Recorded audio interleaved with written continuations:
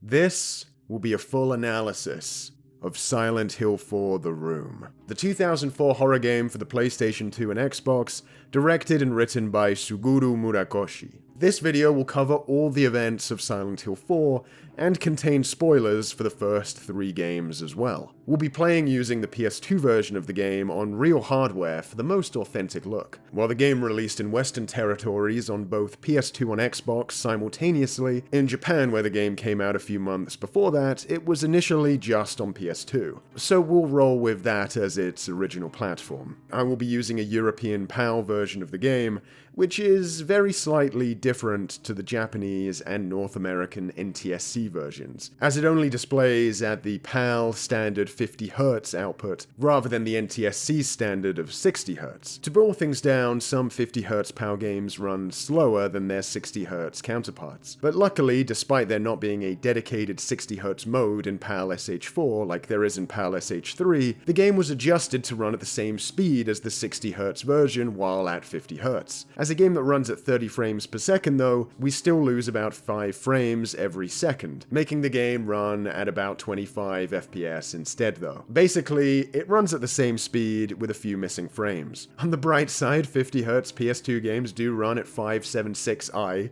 rather than 480i, so I suppose we get a slight resolution bump as a trade-off if you can believe that, and notice at all. I'd rather have those 5 extra frames per second than the res bump, but I'll be honest, you guys have made Silent Hill games really expensive in America since I started doing these videos, so I'm just gonna roll with the PAL version of SH4 I got for a tenner 15 years ago. Like all my previous videos on Silent Hill games, when analyzing the story, I will not be factoring in anything that happened in titles released after whichever game I'm focusing on in that analysis. Any observation I make will be based on what I think the player is able to infer from purely the contents of the game itself, without requiring supplemental material from outside the games to reach a conclusion. I think that's the best way to judge the game's success as a standalone work, as well as to avoid possible contradictions or inaccuracies offered up by all the different voices responsible for said outside material. If you've read something about SH4 from a developer or official source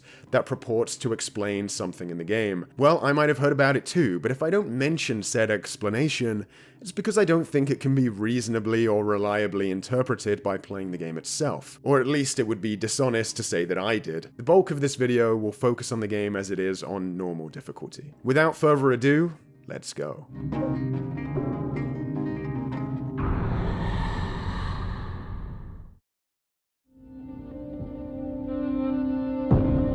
Silent Hill 4's opening is weird. It feels more like a trailer than any of the previous openings, probably because it's the first to feature an in-game montage of the main character in mad throwdowns with enemies.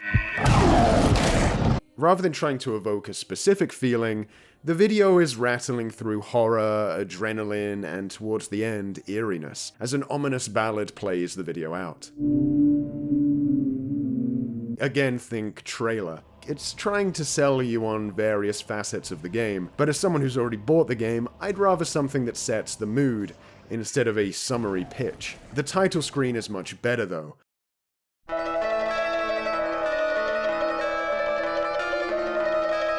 The first thing you hear when booting up SH1 are the confident, yet no less foreboding strings of a guitar, introducing us to the eponymous setting with wild energy.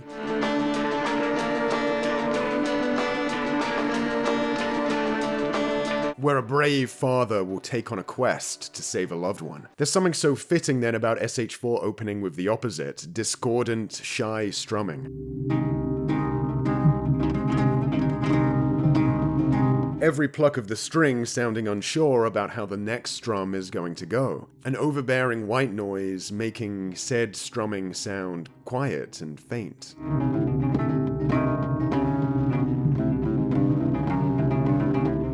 It's a game that takes place largely away from Silent Hill, where an introverted man must survive not the powers of Silent Hill at their most gothic, grand, and world-devouring, but at their most localized, an iteration of them wielded more self-servingly than ever before, distorted into a selfish, hollow shell, even by the standards of a world-consuming evil power. The adventure's premise is no longer to let you loose in a big open town, but to confine you to a small, cramped room. The unsure strings reflect all this perfectly, as well as SH4's place in the series. SH3 in many ways had an air of finality to it, ending climactically with a single definitive ending on your first run.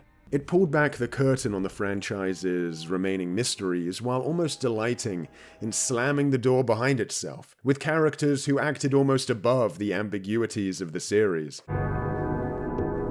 They looked like monsters to you? Bordering on treating the whole thing as tongue-in-cheek as they throw out their theories like message board jokers looking for a rise.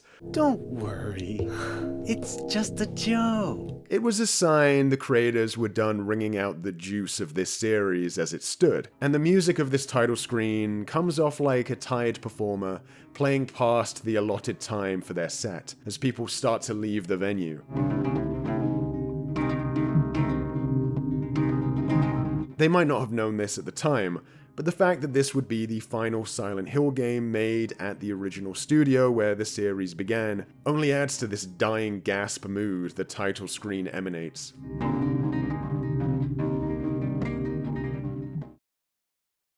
Unlike 2 and 3, there is no riddle difficulty select, just a single difficulty select that adjusts combat challenge and resource scarcity, and changes the memos for one puzzle. And what puzzle elements there are mostly of the take X item to Y room variety. Not that their clues couldn't have been made more obtuse for a harder mode, but that alone isn't the issue. What was cool about the riddles on hard difficulty mode in 2 and 3 is that they also changed the solution to the puzzle each difficulty. If you played on normal puzzle difficulty, you couldn't just take your solution up to hard to bypass the puzzle. This is an issue with the one puzzle made quote-unquote harder in SH4's hard mode, the prison puzzle that requires you to rotate cell block floors to create a path to the bottom. On normal and easy, you get memos explaining the mechanics of the puzzle, while on hard you don't. But even with the player forced to feel this one out more themselves on hard, the solution remains the same. So the trick of giving you less information will only work on you if you went straight for hard on your first run. The puzzles that are here just aren't suited to multiple answers without some serious asset and level design changes. And perhaps that's a bigger reason not to do multiple puzzle difficulties. It's if solutions can't be altered easily. All of these are kind of excuses though for an SH game that dropped the classic riddles into a bin, and there doesn't seem to be any clear reason to do that. Yes, riddles can stump a player and slow the pace of the game down, and SH4 does pivot towards action more than past entries, but the idea that classic riddles were removed for the sake of that pace doesn't add up when the game is otherwise quite happy to leave the player stuck looking for some obscure key or item anyway. So it really feels like there weren't ideas for them, or just not a drive to do those kind of riddles this time. The game begins by explaining that the title's protagonist, Henry Townsend, moved into a new apartment in the town of Ashfield 2 years ago, but has been trapped inside it for 5 days. In the first few minutes of the game, we don't play as him though, but as someone else stumbling around a rusty apartment. We know it's not Henry quite quickly because the dev stuck a picture of Henry on the wall and the character doesn't know who it is. It's rare for any horror game, let alone Silent Hill, to do a jump scare only 5 seconds into gaining control. But in a world where everyone has been above doing it, it's actually quite a startle to hear this scream just go off straight away. Since SH4 doesn't have that many more jump scares like that, I'm going to assume they did honestly think right at the start would be an unexpected place to put one. The apartment has turned rusty and bloody in classic Silent Hill fashion, and the player character seems to recognize very little in the apartment. An out-of-place torn storybook on a table talks of a child that lost its mother. There's a picture of 21 bodies on the wall, as well as a face, and then a ghost pops out. When it comes to disorienting prologue sequences, it gets the job done, but it strikes me as odd to have the walls go blotchy and have the ghost nab you in a cutscene, rather than just letting that play out in gameplay. Maybe catch you off guard even as your back is turned. I can imagine that being a lot more shocking and panic-inducing. Silent Hill 1's kickoff Prologue did this in gameplay, and for that reason, and a few others, it remains the undefeated SH Prologue, ratcheting up the tension on a gradual, even curve in its first few minutes till the monsters emerge from the darkness. SH3's amusement park Dreams sort of starts at 10 and stays there, and this one sort of having you stumble around looking for answers feels like it should end in the same kind of organic spook as the first games, not another cutscene. There's also the option not to do this at all. SH2 is the only one of the four not to have a prologue the protagonist abruptly wakes up from, and it's a fine, classy way to go about it. But that was a super classy game, and in this one we're going to be fighting packs of monkeys and giant nurses that burp when attacked. So I suppose I'll just let him off for just going with an overtly aggressive kickstart. The story explanation for what is going on in this sequence does end up being kind of interesting, though also confusing, but we'll get to that much later. This is where the real intro movie, so to speak, for Silent Hill 4 is. The camera flies around the eponymous room as the credits appear on screen. Sad, droning music plays, and while it is a more fitting, moodier tone setter than the pre-title screen video, I have to say it's a little on the boring side. The game really wants you to know this is going to be a game about a very special and memorable room. From this opening video to the straight-up title of the game. I get including the room in the title. You want the game to lead with your most novel new central gimmick, while not blindsiding anyone expecting just a typical Silent Hill structure. But once you start, I think there's something about letting your novel new mechanic speak for itself, rather than having you watch a minute-long photo shoot of the hot new feature. Like it's trying to convince you how iconic this place is going to be before the game has even started. When it doesn't need to, because the setting of Room 302 is executed well enough to be very memorable by itself. Though don't let my reaction to this subsequent scene fool you otherwise. Oh man. What a dream. Henry wakes up and the phone rings, and if you pick it up after a disquieting message, Help me. Henry lifts up the phone to reveal the cord is cut. The scare is so predictable, so Henry's equally as unfazed reaction elevates the clip to comedy for me. The cord's cut. Oh my god, the cord. It's cut. This is a horror game we're in. I'm kind of shocked they even bothered with the cord scare at all. I mean, by the end of the previous game, the main character was rolling their eyes at a phone with no reception being scary. Well, that felt like some acerbic commentary on that game's part. Unfortunately, I think here, this scene was an earnest attempt to scare that lands unintentionally funny for me. Henry's room is decorated with photos he took of Silent Hill, which he thinks look really cool. Something that feels like it is deliberately trying to exude some dark comedic irony. From this we know Henry is a photographer, but that has almost zero bearing on the game, so it's barely worth mentioning, unless you want to draw the tenuous connection that Henry spends some time in this game taking in what people who can't see him are doing. Voyeuring, I suppose. He claims to have taken these pictures just a few years ago, and has a positive opinion of Silent Hill. Though as the game goes on, if you keep examining these photos, he starts to recall more and more bad rumors he's heard about the town. The Silent Hill quadrilogy leaves two things pretty vague: the timeline of events, and how functional Silent Hill continues to be as a town. We know 3 takes place 17 years after 1. We know 2 takes place a few years before 4, since James Sunderland's disappearance is mentioned in 4, but no more than 10 years ago since James stumbles on an article about something we find out in this game happened a decade ago. Let's take it at face value for the moment. The 4 games take place in order of release. The games like to stay vague on what the town of Silent Hill is like after the first game, to keep that dreamlike sense of unreality going, to keep the question of what is real and what isn't still vague. What's the deal with Silent Hill anyway? It used to be a nice, quiet little town. But now... Taking things at face value, this is how I read things. If Silent Hill was a cataclysmic, unprecedented event that left the town crippled and torn apart, Maybe in a pre-mainstream internet age, it was chalked up to some kind of natural disaster or accident, leaving the town fairly empty by Silent Hill 2. 17 years later, the town now has a bad reputation, but maybe there's some people who are based there. It's got to be cheap property. The cult in 3 is back, operating there, and Vincent is making some good money, so it can't be a small amount of people. Maybe some unseen character even operates this motel, and the surplus of monsters around that day is driven by Heather showing up with the God Fetus in her. Maybe by 4, there are still bad rumors about Silent Hill and it's covered in fog, but it's still got a beautiful lake and some interesting architecture, so photographers like Henry still pop over from time to time. Either way, Henry is oblivious at this point about any connection between Silent Hill and the fact he's been trapped in his flat for 5 days after he woke up to find his front door supernaturally locked from the inside.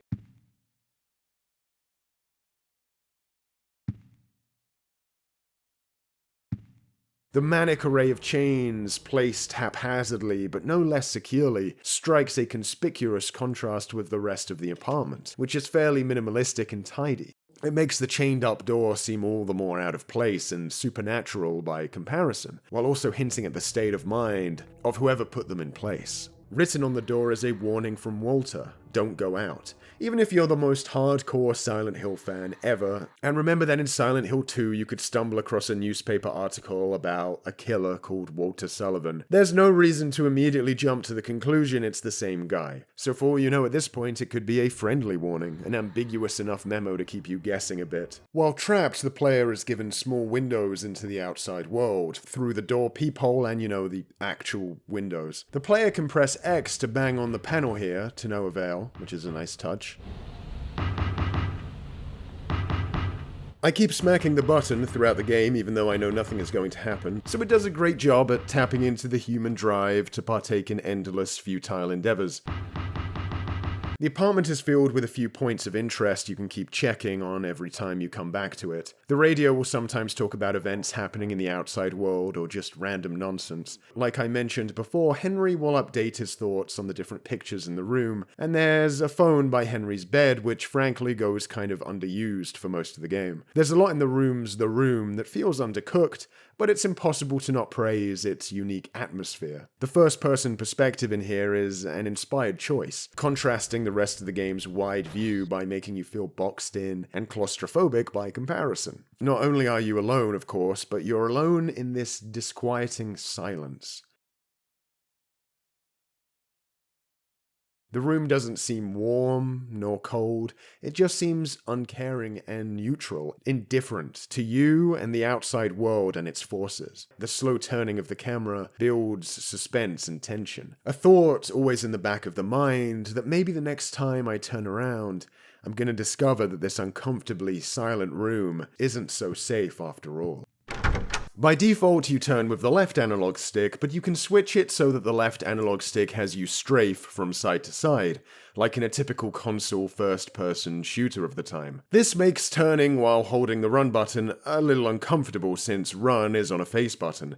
Running in first person barely makes you go any faster. However, if you want movement on left stick and turning on right stick, but don't want to claw your finger over to the face buttons for that little speed boost, there's never been a better reason to turn on the run by default option in the menu, which I always do for SH4 simply because of this. Something I will say up front is that in general, SH4 is definitely in the top best looking games on PS2. Graphically, both environmental assets and characters are flexing textures and detail from the upper tier of what the 6th gen console was capable of. But unfortunately, Silent Hill 4 is also the sequel to Silent Hill 3, one of the best looking games of all time. Probably in the top 5, if not the best looking game on the system, and a game that has you sat marveling at your PS2 as to how what it's pumping out is even possible, like a home line receiving a call while not plugged in. And compared to that benchmark, Silent Hill 4 falls a little short, both in terms of artistic composition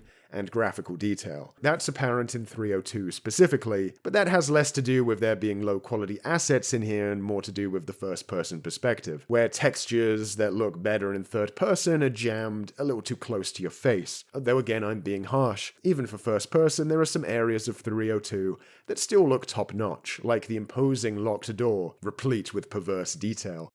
In the bathroom, a giant hole has opened up in the wall, which quite viscerally ejects Henry into a subway station in disarray, filled with monster dogs, ghosts, big weird meat tubes, and a nonsensical layout. Unlike in previous titles where the spiritual magic power of the moment would envelop and consume the world around the protagonist, here Henry is being transplanted into a distant location. Well, not that distant, but transplanted in some way nonetheless. The location being a mix of normal subway halls and platforms, and nightmarish tunnels covered in nasty meaty walls. We'll get into piecing together why and how this world and the subsequent worlds you visit are working how they are later, but it's worth noting, before you even enter one, the game is tempering expectations and inviting you to come to different conclusions compared to previous titles. One of the first memos you can find in the game is some kind of warning about the trials soon to come. The pious tone yet cold affectation of the author makes it sound like the scribbles of a Silent Hill cult member, explaining how someone has managed to conjure up new horrors somewhat unlike what's been conjured before, through a ritual called the Holy Assumption. To be clear though, this memo is Silent Hill 4's get out of jail free card. It's playing early to get around the fact that the nightmarish other worlds from past games will be operating a bit differently this time. Silent Hill 2 had similar memos that worked to smooth over the changing in rules that occurred from 1 to 2, but they were largely hidden in the New Game Plus playthrough. For good reason, the fact that the Nightmare World was operating differently in 2 than in 1 was part of that game's twist, though you could maybe argue the explanations were a little too well hidden. Silent Hill 4 is much more upfront out of the gate that things are going to be working a little differently than before, and it makes sense to do it that way this time, because the fact that the way the otherworldly powers manifest in 4 is different to in prior games isn't a twist. It's the main selling point of the game this time. It's not uncommon to see people recommend SH2 to people by advertising that the powers of the town are working a little differently to how they did in the original. So the fact it was supposed to be a twist in that one can be easy to forget, but worth remembering. And it's somewhat understandable, it can be easy to misremember. If you've beaten SH2 and booted up now, in the opening movie at the title screen, you'll be hearing Mary pivot away from Silent Hill being just a cult headquarters to it being a more supernatural, sacred place overall. This whole area used to be a sacred place. From the tape you get near the end. But remember, the opening only adds that dialogue in after playing through the game. Saving it is more of a reveal. Take your memory card out and it will be silent again. This memo is a good way of justifying the change here, though. Having some cultists say that they're used to some crazy stuff in Silent Hill, though killer ghosts? Okay, he's taken it over the line now. Though that said, it's hard to tell if whoever wrote this is comparing SH4's levels to the hellish worlds of the first 3 games, which in their twisted mind might constitute some kind of idyllic paradise, if they're anything like Claudia maybe, or if they're comparing SH4's levels to a theoretical paradise the cult has promised them but has never delivered on. Not knowing, almost every implementation of the cult's rituals has been nasty. Is that open to interpretation, or are we just dealing with a memo that reads vague and a bit confusing, because the devs hastily put it in to justify SH4's changes? Who knows? 2 words I'm going to be saying a lot. I do like this line about the worlds of SH4 existing within and without the world of their lord, conveying that they operate on similar rules to the manifested other worlds of past games, but also that they aren't located in the same reality, so to speak.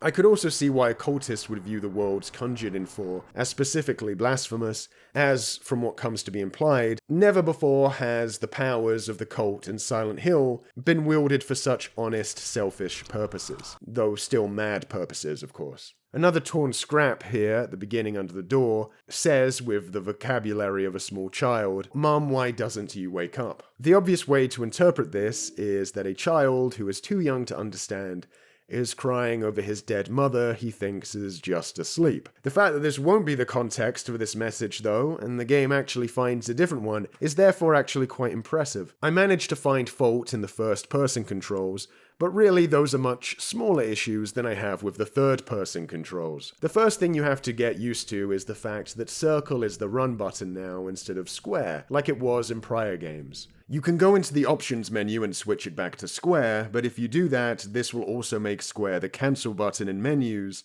instead of circle. And I'll be honest, I'm so used to circle being cancel in Silent Hill games after 1, the prospect of having to remember that circle isn't cancel anymore the whole game seemed like more effort than getting used to circle being run now.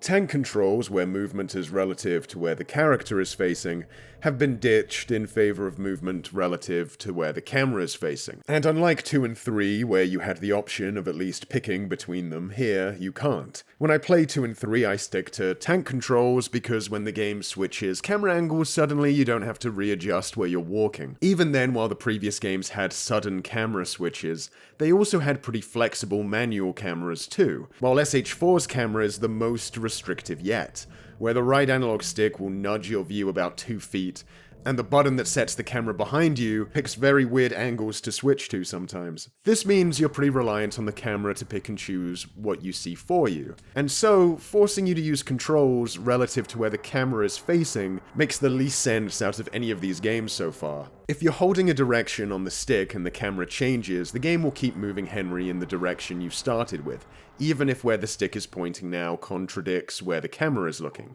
But it will only do that for a few seconds. This is your small window of time to readjust where Henry is going before the camera angle catches up with where the stick is being held, and then Henry flies off somewhere else. This is me holding the stick in one direction. You'll see when the camera switches after a moment, Henry goes off on his own crazy adventure. It's all not great, and just the simple addition of some customization features could have fixed a lot of it. Gone are also small details from prior games, like how the character's head would follow where you aimed the camera, made it feel like you were more in control of the character. By contrast now, Henry not moving his head makes him come off a little gormless compared to the previous 2 protagonists. More practically though, when hitting the button that at best tries to center the camera behind you, now it's this rather sudden cut, whereas in prior games the camera would physically try to travel over to where you wanted it. You may say this new method is slightly speedier, but that doesn't make up for how much more disorienting it is. The camera having a bit of travel time made it a lot clearer where you are now facing, and would have been especially helpful in this game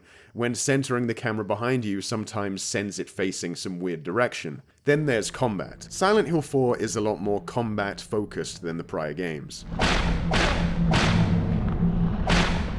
This hasn't resulted in a big range of firearms. In fact, you'll only get 2, rather than the series' usual 3 on the first run. Instead, you'll be picking between a much larger range of melee weapons that work a little differently than before, with each having a special charge attack move that can be performed by filling a charge gauge. Blocking is gone now, replaced with a versatile new dodge move that will have Henry skipping around the room in ways not seen since Harry Mason's epic backdash that got dropped in 2 and 3. See you later.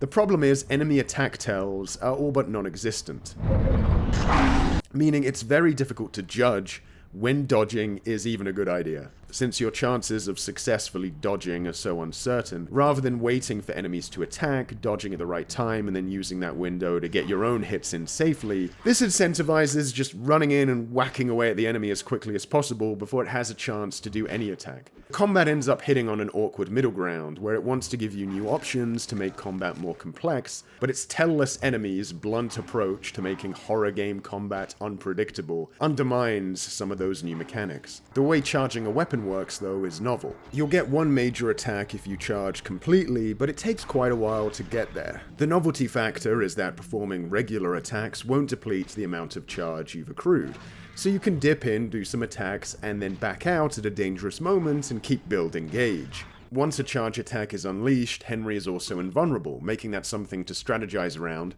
even if it's a bit odd. The best thing about dodging is that you can keep your charge level up while doing it, which means at least it's useful if you want to create some space between you and the enemies without wasting any charged attack meter. Smacking enemies about also does feel a lot better than in any previous game. The swing animations are fast and have more punch, which makes landing a big whack in a stressful moment satisfying. There's a good variety of melee weapons that basically range from fast and weak to strong and slow. While this feature was available in the PC version of Silent Hill 2, this is the first time a console version of a Silent Hill allows you to scroll through a series of weapons without pausing the game, which might incentivize you to switch between weapons more and experiment with them more often, but that might actually not be what happens because that feature comes at a cost. Silent Hill 4 is the first game in the series to feature limited inventory space. You get 10 slots with health items and ammo not stacking into one of them. You can't drop items either. To manage the inventory, you have to return to the item chest in room 302 by finding a portal hole back to it. So ultimately, this might all lead to less weapon experimentation than in previous titles, even if you can switch without pausing the game now, because you'll be keen to take as little as possible out into the field to maximize potential pocket space. Of course, I don't think Silent Hill 4 was on some mission to encourage more weapon experimentation, but the change to the series' systems does affect the dynamics of play in ways you could see as positive. You're forced to strategize more about what to take with you when leaving the room, and make more tricky choices on what to pick up. But it's not exactly the best executed version of this system. There are these golf clubs you can come across that you can use as weapons, but they'll break after enough use. They pack a good wallop while being pretty fast. Since you can't throw items away out in the field though, you have to return to the room to put broken clubs away, and I don't see why. There's no way to repair them, they become entirely useless after they break. They might as well disintegrate the moment they become unusable. The only reason you'd want to keep them after they break is to get some weird pleasure out of collecting them all, which I don't see the appeal in. The option to use ammo and health items straight off the ground without putting them in your pocket first wouldn't have gone amiss either. The larger holistic problem with the limited inventory though is that I don't think that making the game more complex was the number one priority with its implementation. Though it does make the game more complex to a degree, my guess, it feels like it was primarily put in as a way to force you to go back to the room more often to manage stuff, and make the room feel like a more important base of operations in Silent Hill 4, The Room. This was done though without making levels really suited to a limited inventory. The levels are pretty linear. Sure, you may have to double back on occasion and prep accordingly if you miss something, but for most of the game you're stepping into the unknown as you make your way down one critical path. With that in mind, on your first run, prep will largely boil down to the same thing each time. Bring a blunt weapon, a gun, some ammo, and a health item. You don't get to know some maze environment you're in for a few hours where planning and using resources is much more of an informed decision, unless you die and have to restart, I guess. Implementing limited inventory alone does not turn this into some kind of classic Resident Evil game. Either way, the game is made much harder, of course, and that's sort of an interesting factor all by itself. Outside of a few choice moments, the first 3 Silent Hills were pretty easygoing on the difficulty, fairly forgiving. Silent Hill 4 U-turns into pretty intense survival horror mechanics, with its limited inventory, multiple unkillable pursuers, and regular enemies that, rather than shambling around, blast towards you like never before. The only thing it doesn't dip its toe into is limited saves, which, given some of the extra tricky mechanics added in the second half of the game, I'm not upset they didn't go for that too. This time you have a visible health bar by default, rather than it being an unlockable like in 3. And to be honest, I get why it's there. This game is much harder, and having to intuit where your health is at in the heat of battles that can get so intense wouldn't have been for the best. When Henry arrives in the subway, he does so reluctantly, coming down this implausible long escalator. It's a cool visual and sells the idea of entering this place through some otherworldly means. You quickly run into a woman called Cynthia who's taking all this fairly well, assuming she's just dreaming it all up. That's right. This is just a dream. And a really terrible one, too. You could say Henry's reaction to the first person he's spoken to in days is a bit muted. What's your name? Henry. And you? But maybe he's just weary of who or what he's even interacting with right now, or just exhausted and a little out of it. He wasn't exactly galloping down those escalator stairs, and he's been having nightmares the days he's been trapped. The camera here does a few nice quick cuts to sell Henry's surprise at how forward Cynthia is being, but what really sells the character are the little hand gestures she makes. Incidental movements that sell her as more real than the graphics alone can. She follows you for a little, but runs to a nearby bathroom after feeling sick. Unfortunately, this moment ends up being unintentionally comical also. I suppose we're supposed to view this retroactively, as an evil presence making her ill, but in the moment it's a dramatic sting for a tummy ache that leads to Henry waiting around patiently like a designated driver. Comes off a bit silly. It seems like her throwing up is a quick excuse to get Henry alone again, so the first monsters in the game can show up. Some green cannibal dogs with nasty long tongues and rotting flesh. I like this scene a lot because Henry's expressions here really make you empathize with him. He's shocked and stunned by what he's seeing, but it's the way his face says, "What did I do to deserve having to be here seeing this?" that really makes you feel sorry for him. This whole 10-minute stretch has a lot of whiplash going on though. Cynthia has to be introduced before any monsters appear so that Henry can't say, this isn't just a dream, some cannibal dogs just tried to bite me. But then the monsters have to show up preferably while she's gone, so your first encounter with enemies in the game isn't complicated by being with an escort character. And that means making her go away real quick, thanks to bowel issues. Spooky? If you follow Cynthia into the bathroom, you won't find her. Instead, there's a portal that will take you back to the room. In the living room, you can move the cupboard now to find a gun and someone's attempt to dig a hole in the wall. The previous trapped occupant only got as far as creating a tiny peephole you can now look through to get a glimpse of your neighbor, Eileen, going about her day. With this, you now have access to most of your room's activities, so to speak. Trapping you in here but giving you these slim windows into the outside world with the peepholes and the radio really is a clever idea and fits Silent Hill's style of storytelling very well. In Silent Hill games, you're always collecting scraps of information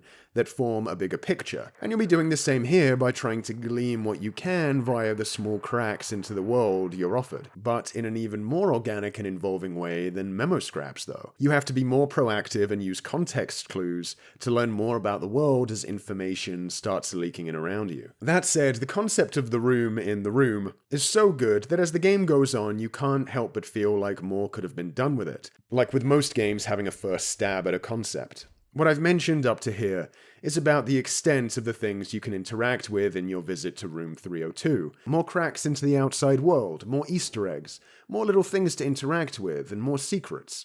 You're left wanting more of those things. You spend so much time in this one area in a game that can stretch on into 12 to 15 hours that by the time things are over, Room 302's implementation ends up feeling quite minimalist. For as novel as the setup of SH4 is, it obviously gives the game a much different feel to past games. But it's not just about what you'll be doing, using an item box, checking your peepholes, returning to the same place over and over. It has more to do with the fact that this is the first Silent Hill game where the protagonist doesn't want to be there on basically any level. Help! Let me out of here! In Silent Hill 1, it's possible the town has trapped Harry Mason there, but we don't know, because if he was given the option to leave, he wouldn't. He's staying to save Cheryl. In Silent Hill 2, maybe James Sunderland is trapped in Silent Hill, but if he was given the option to leave, he wouldn't. In Silent Hill 3, Heather goes to Silent Hill because she wants to, and while before that she definitely was forced into the horror while she was trying to get home, Heather, let's just say, has a significantly higher power level than other SH protagonists. She ultimately isn't that bothered about it and becomes more frustrated than scared by things pretty quickly, even before she gets home and acquires a very personal reason why she would proactively want to go to Silent Hill and suffer through its horrors. This isn't always the norm with horror games, but it's a special touch that helps the first 3 Silent Hill games become that bit more immersive, syncing the goals of the protagonist with that of the players. The players want to go to Silent Hill, or they wouldn't have put the disc in the console, the same way the protagonist, the player character, also chooses to go in. 4 is the opposite of this. The only thing Henry wants is to not be there. Help! And this is quite a bit of whiplash if what you've grown accustomed to in this series is having a similar desire to be there as the protagonist. Gameplay changes are one thing, but I think this is why, as a fan of the series, it can be easy to bounce off SH4. While there are certainly moments in the game that invite you to be proactive and investigative, rather than simply react to the dangers of your captivity, the overall premise doesn't appeal to the same impulses as past games. That macabre desire and thrill to want to peel back a horrific world, not because you're forced to, but because it's a strange human desire to want to do so. A desire that explains the existence of the horror game genre at all. Back in the hole, we get one of the game's best scares. The game loads back into the subway bathroom and plops you right next to a soulless mannequin of Cynthia. Outstretched arms and blank expression. The total silence just makes it all the creepier.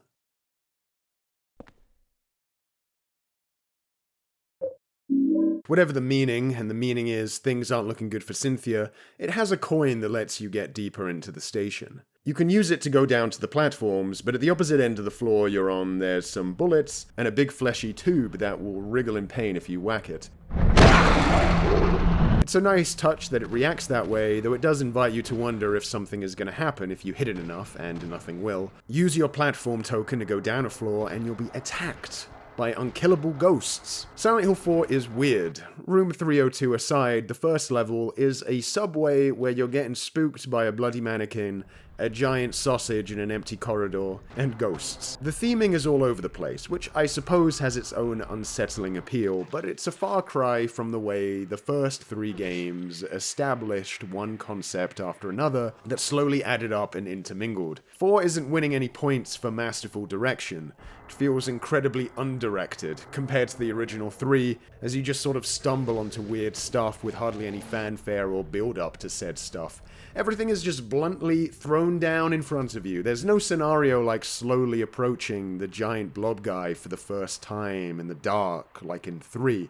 That takes us to another feature missing from SH4, the flashlight. It's not in the game, you can just see everything instead. Contextually, that goes on to make some sense given the nature of the worlds in SH4, which we'll get into later, but it definitely makes 4 less visually interesting than previous titles. The way the torch was used before to highlight patches of the environment didn't just add to the sense of discovery and unease you had as you investigated your surroundings, but it made everything you hovered over just naturally pop in a way that only a single major dominant light source could really allow. The harsh black shadows cast across each asset were like highlight lines, drawing out a level of detail that few other games on the system could match.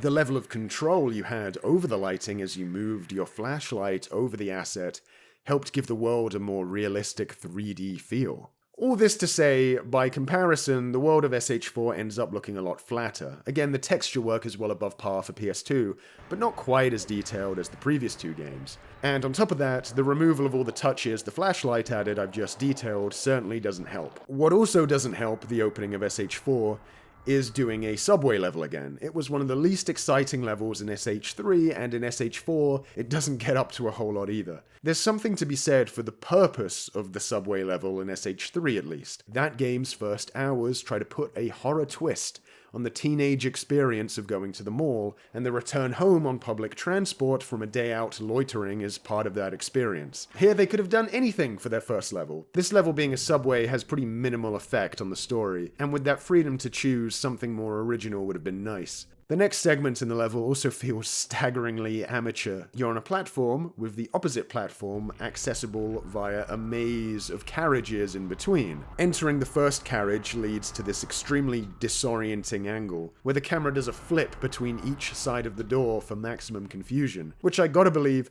was not an intentional part of the horror experience. It's just annoying. Then you unlock the carriage with Cynthia in it. Though there's no reunion cutscene, she just kinda stumbles up to you in gameplay. Then you have to make your way through the mishmash of carriages while the invincible ghosts pursue you.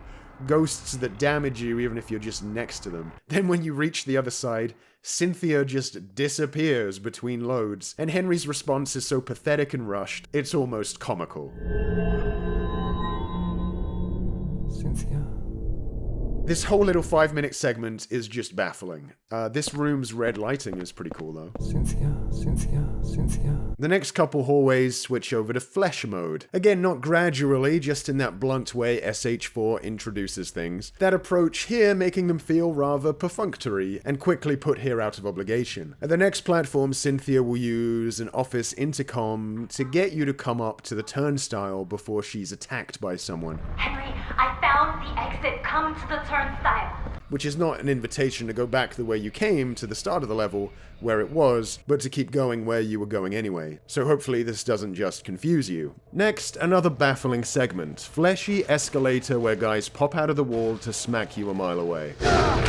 The wall monsters can be stunned rather than fully killed, so you can slip past and get away from this dangerous area quickly, or without wasting too many bullets. This would seem the wise course of action, but it pushes the lock-on system to its limits. When locked on, you can change what enemy Henry locks onto by nudging the camera stick. But even at the best of times, it's rather sticky, to say the least. And annoying if you want to switch targets, but also not swing your view around. You know, if you happen to be in an area where the camera can be moved much at all. Here, with the floor in constant movement, it's quite the mad tussle to try and have Henry target the enemy you want, and not say have him keep attacking the stunned enemies you just want to move past. I've retried this segment plenty of times on normal difficulty, and I will say that with just the handgun and bullets you can receive up to this point in the game, it is possible to get through this without taking damage using the stun and run tactic to conserve time and resources. But I think for the average player it's going to take some good practice. It's a wild segment to throw at people right at the start of the game. More to the point though, this section just goes on too long and is boring. It feels like pure padding. The games have had some questionable segments in the past, but they've rarely ever been this repetitive before. In the past, when a Silent Hill game has had the player run through a long linear segment, it was usually with some kind of worthwhile purpose, like building tension or suggesting you're passing through some gateway into another worldly realm, where the rules of space and time are malleable. This long escalator is in service of nothing. It's not building tension, and it's not some ominous portal into the unknown. When it's done, you just get popped out back into the same subway level you came in from, the same grey hallways. Rather than creating something physically impossible that goes on for a while, to imply a sort of unnerving, dreamlike, never-ending quality to the world that is taking you deep into somewhere, it feels like it's using the excuse that Silent Hill levels often feature implausible physics and geometry to chuck in some tedious gameplay padding segment. At the top you'll find Cynthia dying, having been attacked. Henry comes off really well in this scene, trying to reassure this dying woman in her final moments. I feel like I'm dying. Okay. It's just a dream. It again makes him pretty sympathetic, but otherwise this moment leaves a lot to be desired. Something more affecting could have been accomplished if there had been more than just one major conversation between the two before this. The vocal track playing over the video seems unnecessary too. Henry's display of compassion in this hostile environment, and I'd say would have been enough without these self-indulgent lyrics trying to convince us of the tragedy. Her passing causes Henry to wake up in his bedroom, where from his flat an ambulance can be heard and seen outside the subway entrance, indicating that Cynthia died in an actual real-life subway, the same subway that earlier in the game you can actually catch her going into before doing the subway level. This suggests to the player that the people Henry meets when going through the bathroom portal are physically in the places the levels are set, something which gets contradicted later, but by extension, does Cynthia being in the subway when she died mean Henry was taken across the street when he went through that portal into a real-life subway taken over by Silent Hill-esque magic, or is he projecting himself over there in some way? Or is something else happening altogether? The game makes other suggestions that lean towards it being something else as it goes on, but prepare yourself to not be entirely satisfied with the answers. The next note to appear under the door talks of an investigation being carried out into two people who may in fact be one. It talks of the cult being gone. Even though it says its power still lingers in some way, I'm going to take this as an indication that SH4 takes place after SH3, just to make my life a little bit easier. The The next area Henry will end up in with a jump through the bathroom hole is a nightmare forest area set near Toluca Lake, Silent Hill. This is probably one of my favorite areas in the game. The rest of the game is intensely claustrophobic, so the forest is a nice reprieve from the suffocation. Don't get me wrong, this is obviously a claustrophobic game by design. Those levels aren't bad because of that. It's just probably good that there's at least a little reprieve from it, and it's natural to enjoy that reprieve.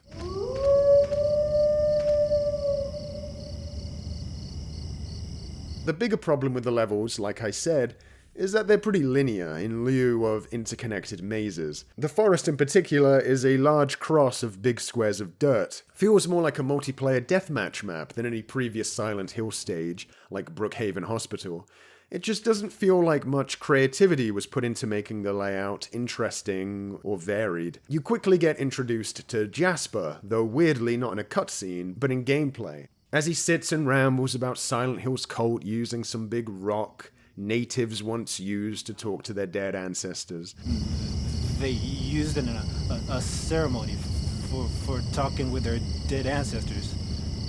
And now those guys are using it too. Something which may or may not be one of the most critical pieces of lore in the series, like many throwaway lines in this franchise. I'm not against interactions like this with no cutscene in a Silent Hill game, but as an introduction to a character, it's pretty impersonal and gives our lead less opportunity to shine and express himself. Though maybe Henry's interactions with weird people being so impersonal is part of some point. He's often a passive observer of what's happening, like how one often is in a dream maybe. If it's not apparent in his demeanor in the cutscenes you do get, it's revealed in a conversation shortly after between Eileen and a guy called Richard outside Henry's door that Henry is introverted, since his next door neighbor barely has interacted with Henry, even though he's already been living in 302 for a couple of years, and only trapped inside a few days.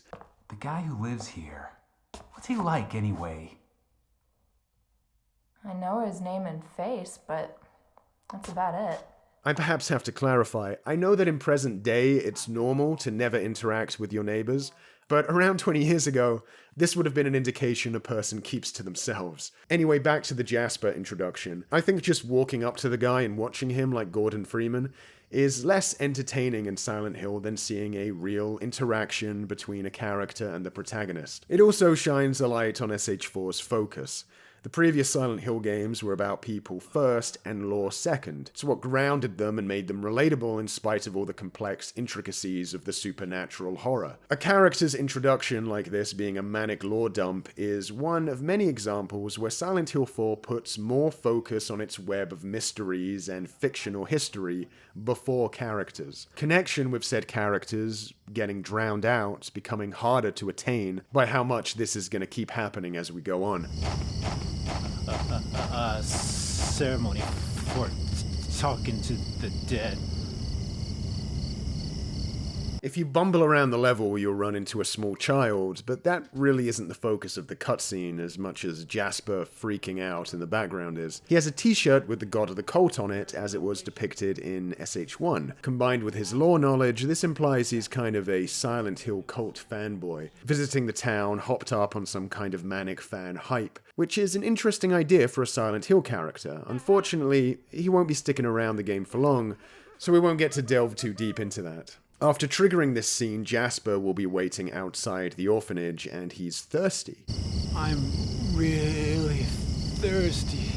What you have to do here is really easy. Go back to the room and get some chocolate milk from your fridge. It's an important gameplay checkpoint, where to pass you have to have learnt that things in room 302 can be used within the levels. If you're like me, you probably got the chocolate milk way before this by over-examining everything in the game, but I could imagine someone who missed it, who assumes all relevant puzzle items are in the levels themselves, tripping over this one. But better they trip up on that early, so they know going forward, moving items between the room and the levels is something to consider. I mean, if you're playing a game largely about being stuck in a room, and your instincts aren't telling you to check the fridge, why are you really playing this one, to be honest? I will say this though, I get this man his chalky milk, and I do feel a bit weird about it. I mean, Silent Hill puzzles used to be about collecting ancient talismans or weird objects that hint at deeper meanings. What is this? Like an MMO side quest where some guy wants a drink of milk? Am I going to be herding 5 cows into a pen for a farmer next? Like, what are we doing? In exchange for the milk, he gives you a trowel.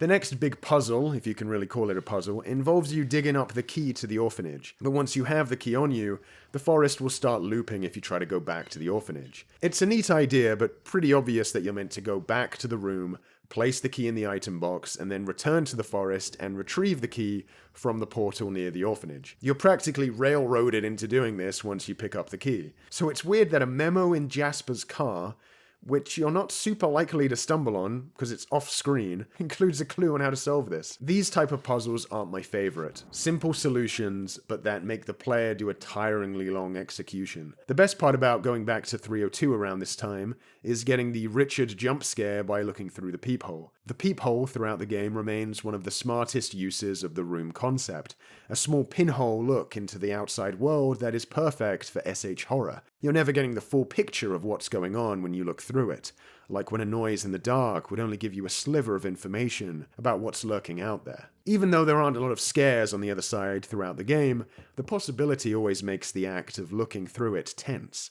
Having a peep and experiencing that tension is also a self-inflicted wound much of the time. It's often not needed for progression. You choose to do it. It taps into those self-destructive, curious instincts, that urge to peek and prod at something one may later regret discovering. After getting into the cult's orphanage, there's disappointingly little to see. A memo on the ground hints at the cult being on some mission to find a lesser at some unspecified point in time, plausibly before or even after SH1, which is fun fuel for thought. And some scripture that at that point in the game will be hard to decipher, but if reviewed later, spells out part of a ritual, the holy assumption mentioned before, key to the events transpiring. But I don't know, the orphanage feels like it could have had so much more to offer. In the next room, Jasper dies while carving numbers onto his chest, similar numbers to what Cynthia had carved into her. It's unclear if this is him suffering some sort of possession, or if he was such a cult fanboy he took part in some kind of ritual willingly. When Henry wakes up in 302 again, though, and the body of Jasper is discovered in the forest, the police rule it a homicide, and the numbers on Jasper's chest link the suspected murder to the case of Walter Sullivan from 10 years ago. Due to the marks on the victim, the police are investigating possible links to the Walter Sullivan case 10 years ago. This is the point where if you're in psycho mode and can either remember or decide to re-look up the Walter Sullivan article from Silent Hill 2, you can start to gain more context about what's going on. That article talked of Sullivan committing multiple murders and then himself in prison, after rambling that something called the Red Devil was making him commit the crimes. If you have that in mind, don't go out. Walter has just become more unnerving, because you've realized he's both a murderer and dead. He's also clearly connected to the cult. That memo where the cult were searching for a lesser makes mention of Walter being a person of interest as well, that they presumably still had their mitts on. Superintendent Sunderland tries to get into your room with his Omni key, but it doesn't work. And he comments that history is repeating itself. That sound. It's the same one as back then. Ordinarily, I would find a relative of a previous character becoming wrapped up in another Silent Hill incident by total chance too convenient for the sake of a callback. But I'm gonna let them off because in almost all endings, Sunderland Sr. never even becomes aware of what's going on, that he was part of a Silent Hill moment like his son. And who knows how many coincidences we brush up against in real life, but never fully get wrapped up in, or realize we're in the orbit of. It smooths the callback over a bit for me, at least. The next level is a prison located somewhere on Toluca Lake. I've always found Silent Hill to be pretty tasteful horror, tasteful in service of being relatable usually. Silent Hill 4's weirdo child prison crosses over into just plain dumb edginess though. Do we really need a Silent Hill game with child cells, with a child-sized nukes in it? This kind of subject matter was a core theme of the previous two games, while here, it's just a tool for shocking the player, and the ingredients tasted a whole lot better when it was a core part of the recipe and not sprinkled on top later at the dinner table. So the cult's orphanage, to punish the children, would ship them off across a lake to a prison to lock them away for days? A lot of effort to go to, for what? To what end? You can't just do regular psychological damage back in the woods? Cults are cruel, but the tale of Alessa's sad abusive childhood in plain sight to everyone was a more relatable and sinister story about how abhorrent beliefs can infect day-to-day life. rather than the on-the-nose wacky world insanity of an orphanage sending children to starve in the Zelda dungeon prison. This level cops out again on introducing the next character. With no cutscene or dialogue from Henry, you end up wondering how canon our protagonist's ambivalence is here. Just seems like a cheap way to not have to depict an actual scene where we show Henry's reaction. The guy in the cell does appear to be afraid of Walter though. Walter's gonna kill me!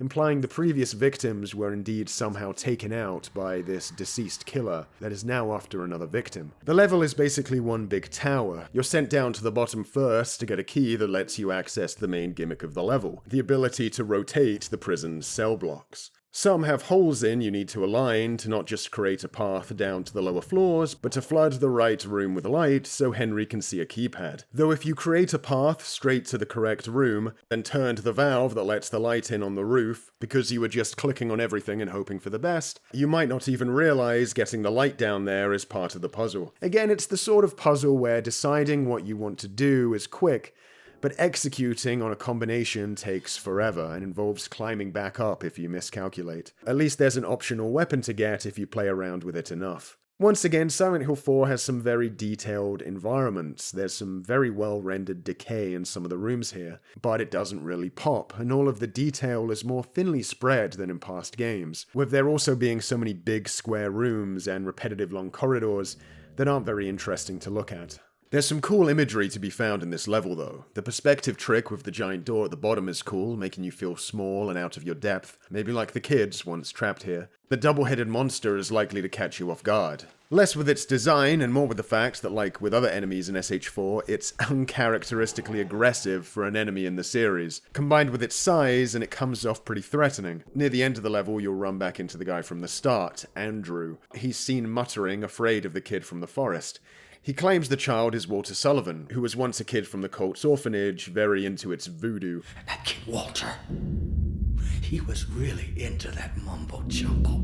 So now we know the young version of a serial killer is running around the levels. Again, a flunky for the cult, and one seemingly this pathetic could have been another interesting character to explore, but you find him dead about 2 minutes later. During this level, there's another note under the 302 door. This one talks of an investigation being carried out into Walter Sullivan. 7 years ago, he killed 10 people and carved numbers into them. This is interesting when you cross-reference it with the scripture in the orphanage. Offer the blood of 10 sinners and then release yourself from the bonds of flesh. So kill 10 people and then yourself like Walter did in jail, perhaps. As I said, SH4 lacks a bit in the human drama and real evocative imagery, but I won't take away that if you choose to play this one as a detective, it can be pretty rewarding the way some of these clues are laid out. It's a mystery game of sorts where you can deduce some of what's to come when paying attention, which makes clue hunting engaging. It's just a shame the clues usually come at the end of some padded bare level, rather than being mixed into levels densely packed with content. You might argue that while there are a few annoying, lengthy stretches you're forced to run down, that there are also some long paths like the ones that circle the prison that can be skipped at least early on in the game by using the ladders. Sure, that's all well and good to remember for subsequent runs, but on your first run of the game, you're gonna want to check every part of a level for potential resources, clues, and memos, even if it turns out there aren't any, so they still end up making the first playthrough feel padded. The real juice of SH4 is in memos like those in 302, the scribbles that have been hidden or forgotten in dark corners, the small yet macabre mystery that put the events of the game into motion you slowly piece together, often through uncomfortably intimate correspondence. This is the stuff that shines and compels in SH4, and I don't think the levels being these loud, brightly lit linear action throwdowns with enemies being fired out of cannons at you is the right complement to it all. Back in 302, another memo from the investigator comes through. Someone who must have been in your same bind because he talks of ghosts and how to store them. This is basically a hint about the 5 swords in the game that can be used to neutralize ghosts. In the next level, you'll find one of these swords holding a ghost down, presumably a ghost staked by the investigator. This mechanic is interesting. If you can track these swords down, it basically allows you to permanently neutralize 5 ghosts of your choice in the game. A ghost stabbed will not bother you again. Without any foresight as to which ghosts might haunt you in the future, You're sort of flying blind though, and staking a ghost isn't something you can really do on a whim. You have to really throw down with the thing first before the opening to stab even opens up. Though I suppose you could pick your target and make a backup save first to try and perfect the fight. Later in the game, more tools to help subdue ghosts faster become available, like special candles that can help put them down without even much of a fight. However, candles are again an important resource that will be needed for other important tasks in the second half. So the point is, either way, that knocking a ghost down for staking always incurs a steep resource cost. Overall though, if you're gonna have invincible enemies, I'm in favor of this mechanic. You get a tricky choice, and stabbing different ghosts each run through can be interesting to see how it affects each area of the game. You can trigger another scene after the water prison, a conversation between Eileen and Sunderland. Sunderland has been eyeing up your door during the previous level, off to the side with a good combination of funny but believable behavior. So he tries to slip a note under your door to make contact, but if you pick it up, it comes through bloody and unintelligible. The paper isn't bloody before Sunderland slips it under, so it's fair to say that the room inhibits some information getting through by distorting it as it passes in. It's cool, a chilling property of this supernatural confinement. Hinting at early as well that the red paper memos appearing under the door may also have to be of supernatural origin to make it in intact. During this scene, a plot point descends into the conversation about as gracefully as the average god in this series. When Sunderland casually mentions to Eileen he has an umbilical cord in his room. The umbilical cord I keep in a box in my room. Lately it's started to smell terrible. Surely there was a more natural way to introduce this element into the story. You could be forgiven for thinking they are trying to convey James's dad is bonkers.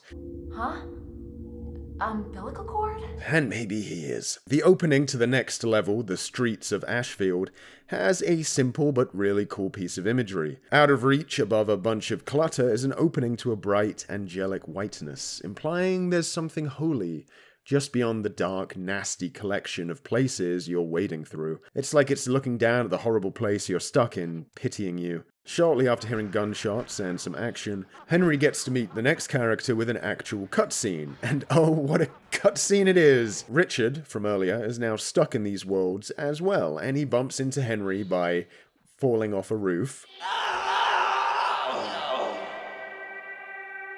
Ouch! I don't even know what to say. Silent Hill has had some questionably executed stuff before, but a lot of that you had to dig for, or wasn't too critical, but either way, was never as silly as this. Ouch! Damn it. I have no idea how this ouch got through into an unmissable cutscene. It's so odd in a game that in some scenes tries to include such realistic touches, like characters erming and umming. Something's, blocking it from the inside. We'll just throw something like this at you. Ouch! Taken at face value, though, it paints a very amusing picture of Richard Braintree, who in this whole scene acts remarkably casual, both in dialogue and body language. He's not like Cynthia, who thought she was dreaming the whole thing.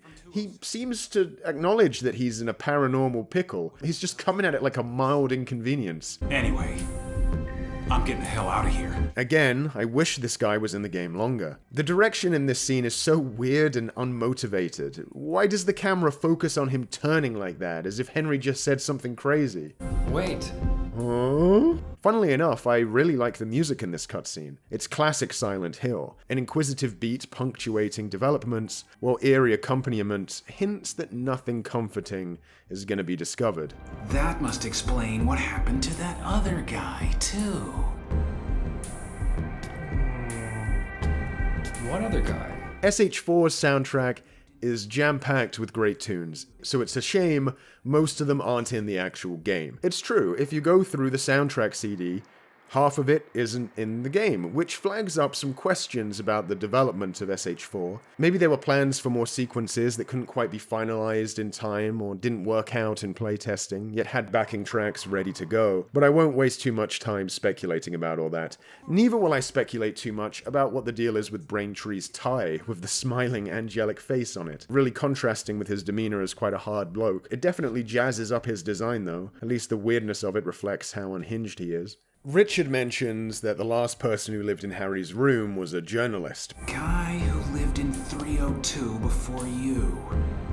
A journalist. He disappeared one day. So presumably the same investigator who was looking into Sullivan and fighting the same ghosts as Henry. The fact that he disappeared, chillingly, not boding well for Henry. I'll say that the Ashfield level has some appeal. It's a new type of city-style environment for the series, a darker metropolitan setting. Tall, compact buildings that you mingle in between. Though as a level, it's a complete mess. Completely linear, yet somehow really unintelligible, with repetitive rooms. A maze with connecting passages that wrap around as you find items and solve puzzles. Too much to ask this time. How about a long obstacle course of just stuff coming at you? Put up some winding fences to make it take a little longer. Despite the focus in this level, seemingly being zigzagging alleys and abandoned little shops, the level still manages to shoehorn a bunch of jumbo connecting stairwells in. They end up turning the stage into a big bowl of formless soup, a series of rooms that feel like they're meaninglessly floating between a bunch of boring connecting passages. Should a Silent Hill level sometimes be disorienting on purpose? Yeah, of course. But here, this feels like it's coming at the cost of an interesting city level that could have been fleshed out through a more conventional layout. In 2, even Toluca Prison's endless descending took a break to just be a prison for a bit halfway in. Since the end result here is just annoying, rather than spooky or challenging, you again get the sense that the topsy-turvy nature of this level isn't in service of anything, but rather again coasting on the fact that Silent Hill level layouts can be off-kilter, so it can be slapped together quickly. I think I understand though why, from a gameplay perspective, there are so many giant, brightly lit areas in SH4. With a greater focus on survival elements, scarcer resources, I can just imagine an invincible ghost or 4 baboons charging at you in one of the old dark cramped hallways of past games, making for a frustrating time. What do I make of the gooey apes? What meaning do they have? I don't know. Look, I know I've talked about this series for hours, but you gotta draw the line somewhere. It's a neat touch that you can see them jumping across rooftops at the start of the level. And while adding an enemy that can steal items from you is a deranged addition to an already demanding game, it's a neat twist on things. They kind of feel like bullies when they're around you, and maybe that has some significance if you really try to stretch your understanding of the character who will discover as projecting the horror this time. You'll stumble on Braintree again, acting absolutely unhinged, as he waves his gun around in this kid's face. We might want to let him off since he's in an unfathomably stressful situation, but he's probably also one of the calmest guys to ever enter a Silent Hill level, so I'm just going to assume he's probably just like this. Near the end of the level, you'll run into a padlock that requires you to input this bar's telephone number to proceed, the number being on a billboard you can see from Henry's window. If you're anything like me, though, you wrote that thing down the second you started the game and won't even need to go back to check. If you do go back, though, there's some spooky noises to hear if you try calling, which is nice. Room 207, Braintree's apartment, materializes at the end of the next set of staircases, where Henry will witness his murder. Again, I get that this is a horror franchise, but I've always felt like Silent Hill has been about a deeper kind of horror than just showing you a bunch of people getting hurt. Never before has the series just been this weird, morbid slideshow of watching people be tortured. This is nothing, it's just shock value. Death and suffering, when it was shown to you firsthand at all, used to be food for thought in Silent Hill. The implication of what happened to someone, or the mixed emotions you might have about someone's fate, was more unsettling than just shoving a bunch of torture in our faces. It's too easy, and feels mean-spirited in a way that Silent Hill rises above needing to be affecting usually. Anyway, Henry comes to again in his room, and a new story plays, indicating Richard's body has been found. Cynthia died in the subway, so it makes sense that she was found quickly. There wasn't any story about Andrew dying in the prison level, but I mean, one could imagine that's just because nobody checks some isolated room in some abandoned prison often. If your wounds received in the levels kill you outside in the quote-unquote real world, then maybe Jasper's flames would burn down the orphanage in both realities, attracting attention. Or he was just missing in the area long enough for somebody to find him. That's possible too. So here comes the next important segment of this analysis.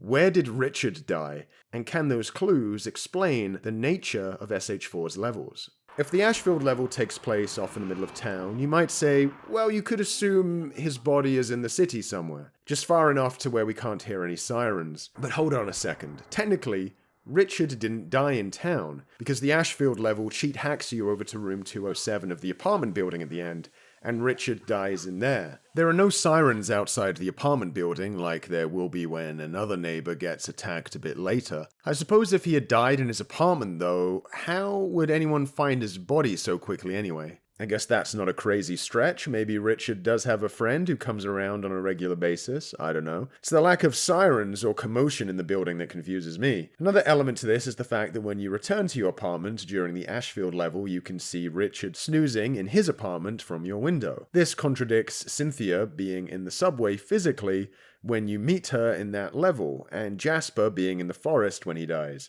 In a forest near Silent Hill, the burned corpse of a 30-year-old male was discovered earlier today. Technically, because the Ashfield level takes you to room 207 right at the end, Richard being in his apartment during the level doesn't contradict where he dies, just his presence in the rest of the level. Does Richard also have a portal in his room to go to the Ashfield level? And we're just catching him brain chillin' and recuperating between visits like this? I think that's a solid no. The portals into the levels seem like something specific to room 302, since we'll see that Eileen, who lives next door, can't see them or use them. And I didn't see any hole either. And one can extrapolate from her reaction that she doesn't say have her own portals that only she can see that lead back to her room. I suppose the bigger question then becomes whether or not Richard's body was found in room 207 or somewhere out in the location depicted in his level. How is Richard sleeping at home while being in any part of the level? The conclusion one could draw from this is that it isn't that some Silent Hill level is being manifested in different places around the country and Henry is being teleported there from his room through portals, but that everyone is being projected to some weird world, maybe even when asleep, like Braintree. I mean, when Henry leaves a level, he wakes up in his bed, and if he dies in one, the game over screen depicts him dead in his bed. Though if people are falling asleep and going to a dream world that kills them in real life, it seems like in most cases, the place they fall asleep will determine the dream level they get. Cynthia goes into the subway before her level begins, so did she fall asleep on the train? Plausible. Did Jasper fall asleep while out investigating Silent Hill? Possible. Did Andrew fall asleep while out hanging out in an abandoned prison?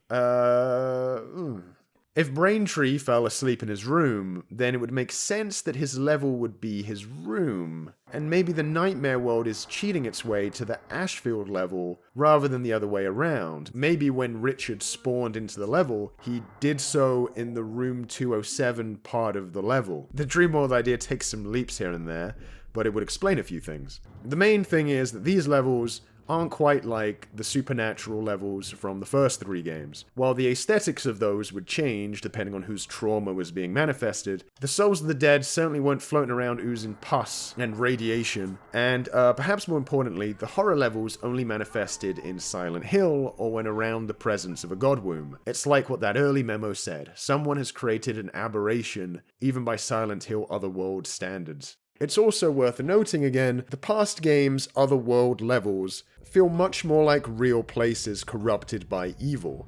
Interiors are realistically dark when there's no light sources, and while you're cut off from the rest of the world when corruption takes hold.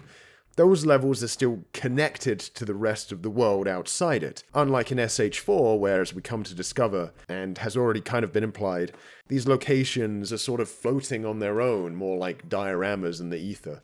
Like dioramas, the levels in SH4 are presented to you with an unnatural clarity, lit up and artificial, as if they were thought up entirely from trauma, rather than trauma corrupting some place that was already there. Henry's demeanor could also point to the world's being dreams angle. He seems drowsy, even characters in previous games who were out of it, in one sense or another, were still animated when the situation they were in got frustrating. But Henry seems even way less there, like someone trying to make sense of a dream they're still in. I'm jumping ahead a bit, but the biggest clue that victims fall asleep and then they enter the level from wherever they are in the real world, and that's their spawn point in the levels, outside of Henry who can travel to other spawn points of course, is Eileen after she gets attacked later in the game. The 2 levels associated with her are the hospital and the apartment building. The level that gets manifested when Henry goes through a portal, initially with her, is the apartment building, including her apartment, room 303, where she will get attacked. So they took the victim to St. Jerome's, huh? But once her body gets moved to the hospital, Henry jumping through the portal triggers a hospital level, reflecting the one Eileen's body is currently in. So it seems like wherever Eileen's body is at any one time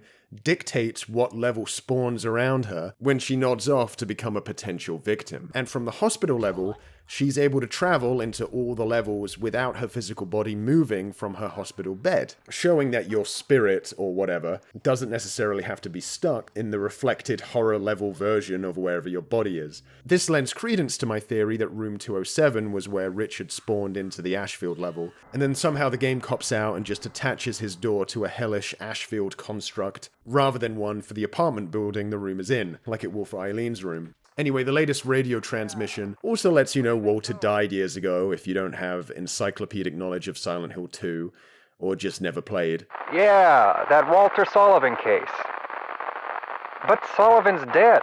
Plus, you can see a man pointing towards Eileen's room from Richard's apartment, where young Walter was stood moments ago. It's pretty creepy foreshadowing of what's to come, regardless of the fact that it's pretty hard to tell who this is, even once you meet them a few moments later. Nobody wants to look out their window and see someone soullessly stood, ramrod still, pointing back at your own building. It's another example of SH4 using its unique premise to tap into a relatable type of fear. You wouldn't have to go into a dark subway or abandoned hospital to risk encountering. The next level drops you in a hellish version of the apartment building itself, though you can't go in your own room, of course. Henry sees a man trying to enter Eileen's room. Henry considers for a second that he could be the next victim. Even he's aware of the structure of the game at this point, though, and considers another possibility. Maybe this guy's the killer. Though their first interaction is surprisingly pleasant, it's due to the fact that it's barely an interaction. Of course, Henry's first meeting with this pivotal character is just him walking up next to him in gameplay. I would have maybe called this a bold choice if they hadn't done it already multiple times, where it felt more like a rush job cop-out. If those other character intros had cutscenes, I may have interpreted there not being one here as a way to force the player to have to cautiously approach a suspicious man in gameplay. But I don't know if we can attribute such lofty direction to this moment. I don't assume I'm talking to him in gameplay because I'm in danger, but because that's just how this game rolls a lot of the time. Here. I'll give it to you. He leaves you a cursed doll that, if obtained, will only hurt you. I would call this quite a neat trick, a villain acting docile and preying on your curiosity to undermine you. I think the issue I have is that if you don't pick up the doll, it stays there for the rest of the level. This could lead a player who is skeptical of the doll, but is also struggling with the level, to pick up the doll as a last resort anyway. Having the doll be a one-time trick question, rather than a collectible that lingers into the next puzzle box level, would have made things fairer. The scales are already way in favor of the player taking it, because this is a game about picking things up, so having it remain tips the scales even further into the player being saddled with a penalty. The man claims the doll was given to him by Eileen, back when she was younger than him. I got this from Miss Galvin. She was younger than me back then. So that's a big clue that this is Walter Sullivan you're talking to. How can someone have been older than someone else at one point, but not anymore, unless they're already dead? The level itself is one of the more interesting ones, not necessarily in layout, but in content, as it provides an opportunity to investigate all the apartments in the building and learn about their denizens, through the twisted versions of their homes manifested in this hell world. Let's start with Henry's neighbor, not Eileen in 303, but the other one in 301. This is where we get some confirmation of who the investigator is, who used to live in Henry's apartment and whose diary scraps we've been receiving. Joseph Schreiber, a name Silent Hill scholars might recognize, as he was responsible for an article about the cult's orphanage and lake prison found in Silent Hill 3. Investigate this room and you'll discover that exact same article. Well, almost the same. The orphanage Hope House is now called Wish House. It's hard to say why this was changed, since in the Japanese versions of SH3 and 4, the same Japanese word is used as the name for the orphanage. My guess is that the original Japanese for the name of the orphanage could be roughly translated into either Hope House or Wish House, and in SH3 the localizers went with Hope House. As we know, the original 4 Silent Hill games were made in Japan.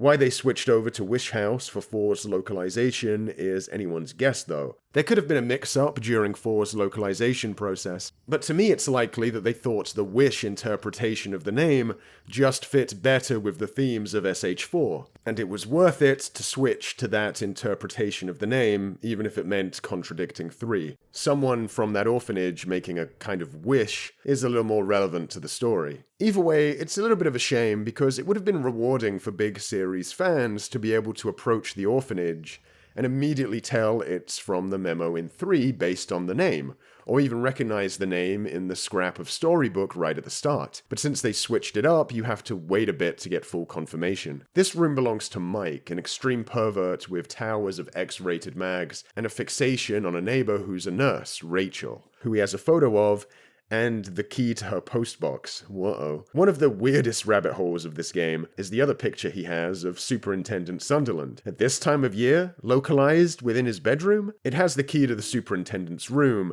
but the weird part to me is that Henry can tell that he's looking at a younger version of Sunderland, and can even make out that it's Sunderland at all, because if you actually look at the picture, his face is scribbled off. If you really squint, you can just about make out that he has his arm around another person. And if a guy like Mike is going to have a picture of someone with their face scribbled out next to someone without their face scribbled out, the non-scribbled face would presumably be that of a woman, and that woman would likely also be Rachel, the target of his admiration, which is also backed up by the following. If you're really, and I mean really in psycho mode, you could even say that the outfit in the photo looks a bit like the top Rachel wears when she can be seen in her apartment from the window. This is what we're doing, by the way. We're comparing this to this, seeing if it matches. The fact that Henry can tell this is a young Frank Sunderland in spite of the face being scribbled out feels like an oversight. Maybe this asset was originally supposed to portray some other guy with Rachel that Mike would obviously want scrubbed out either way, and the picture was reused when the idea of drawing a connection between Sunderland and Rachel occurred to the developers. The connection between Frank and Rachel possibly going deeper than her living in his building and knowing him. Mary, Frank's daughter-in-law, was treated by a nurse called Rachel, although spelt differently in both games. But hey, different people may write the word Rachel in different ways without knowing how she might spell it herself. Look, regardless, it wouldn't be crazy if Mary Sunderland was being treated for her illness in the town her father-in-law lived in. Visit her room in 106, and her nurse dress is very similar to that of the nurse monsters in Silent Hill 2. And if Rachel had been a nurse James Sunderland had met, then it stands to reason uniforms similar to hers would have manifested in some of the manifestations of that game. If Frank Sunderland was to have some kind of friendly relationship with one of his tenants, it might make some sense for it to be someone who was helping treat a family member. I'm going to jump ahead a bit. As mentioned, a little later in the game you get to visit a level based on the hospital in Ashfield, St. Jerome's. One of the rooms in here gave me a real Silent Hill 2 Brookhaven feel, like the room was trying to remind me of that game. Mary never stayed in Brookhaven, but maybe the illusion I was picking up on to that game was supposed to remind me of her, to bring her memory to St. Jerome's. Henry commenting on the light outside the window feeling like the light of heaven. While nowhere explicitly does the level confirm Mary Sunderland was staying at this hospital, this weird little serene room made my mind go there. The light of heaven shining down on a hospital room brings to my mind memories of a Silent Hill character who spent many days in a hospital bed, terminally ill. I won't pretend like I noticed the following while playing, but when consulting my footage while writing, I went back and looked at some of the hospital rooms in Silent Hill 2, and I definitely wasn't imagining similarities to Brookhaven. Not only are the windows similar to those in Brookhaven, as well as the bed frame being the same as the beds there, the wildest thing to me was that the bloodstain on the bedside table being an exact match of the bloodstain on the bedside table in the room Maria rests in during SH2. Rather than the roof key in SH2, you get a warding medallion off it in SH4. Perhaps this bedside table was just a reused asset or texture, not supposed to specifically invoke room S3 where Maria rested in SH2, though it's worth pointing out the asset is slightly different in 4, with an extra drawer, but just with the bloodstain on top remaining exactly the same, making the stain specifically being there feel more intentional. All this to say, if this room in Jerome is a callback to the room Maria rested in Brookhaven, maybe the implication is her counterpart Mary once rested here in St. Jerome's, in this room in Ashfield. Or, whatever it's supposed to look like without the Brookhaven look the manifested world is painting over the room that is actually supposed to be here in the real Ashfield hospital. We never get to see Mary's hospital room properly in any of the games. We get what is presumably her sick room at home in 2. Here, her doppelganger's memories may be overlapping over a version of the hospital room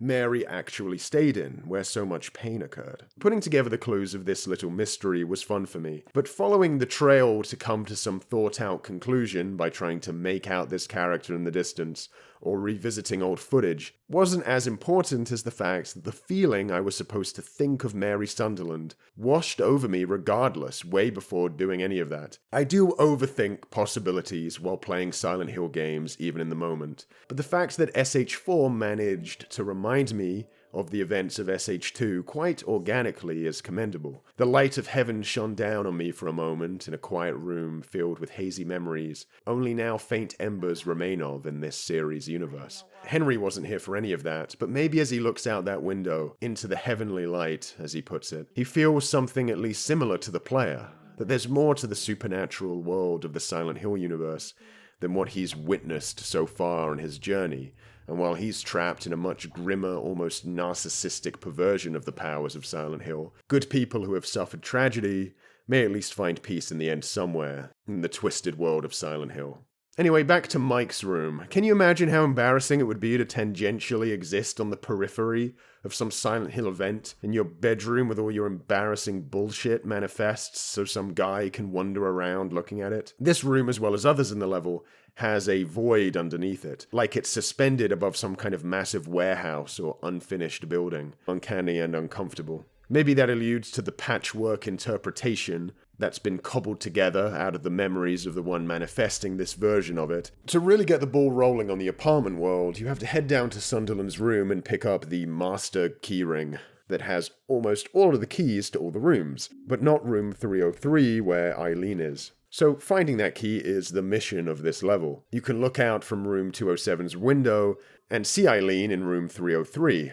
I find something so charming about this pre-rendered, drawn still of the outside of the building. Even though you could argue it's a bit cheap, and I would have praised them more by creating a fully 3D render of what the outside of a hell version of the apartments would look like. It has this real stark 90s horror feel to it that by Silent Hill 4 was going out of style. And for some good reasons, I guess. I mean, this is just a me thing. Sunderland's room isn't anything too special to look at, but his bedside diary reveals that 30 years ago he found a baby abandoned by its parents in your apartment, and that a few years later that kid used to come back and hang around the building. The only kid it's been implied who has done that is Walter Sullivan, so here's where the connection between room 302 and Walter really thickens. The first clue to set you off on finding the room 303 key is also here. A red note next to a memo by Sunderland, reminding himself to return the note to room 302, alongside another piece torn off by Mike, the stalker he's mistaken for Rachel's boyfriend. This torn red note is similar to other illegible red notes found throughout the apartment, where if you put them under 302's door,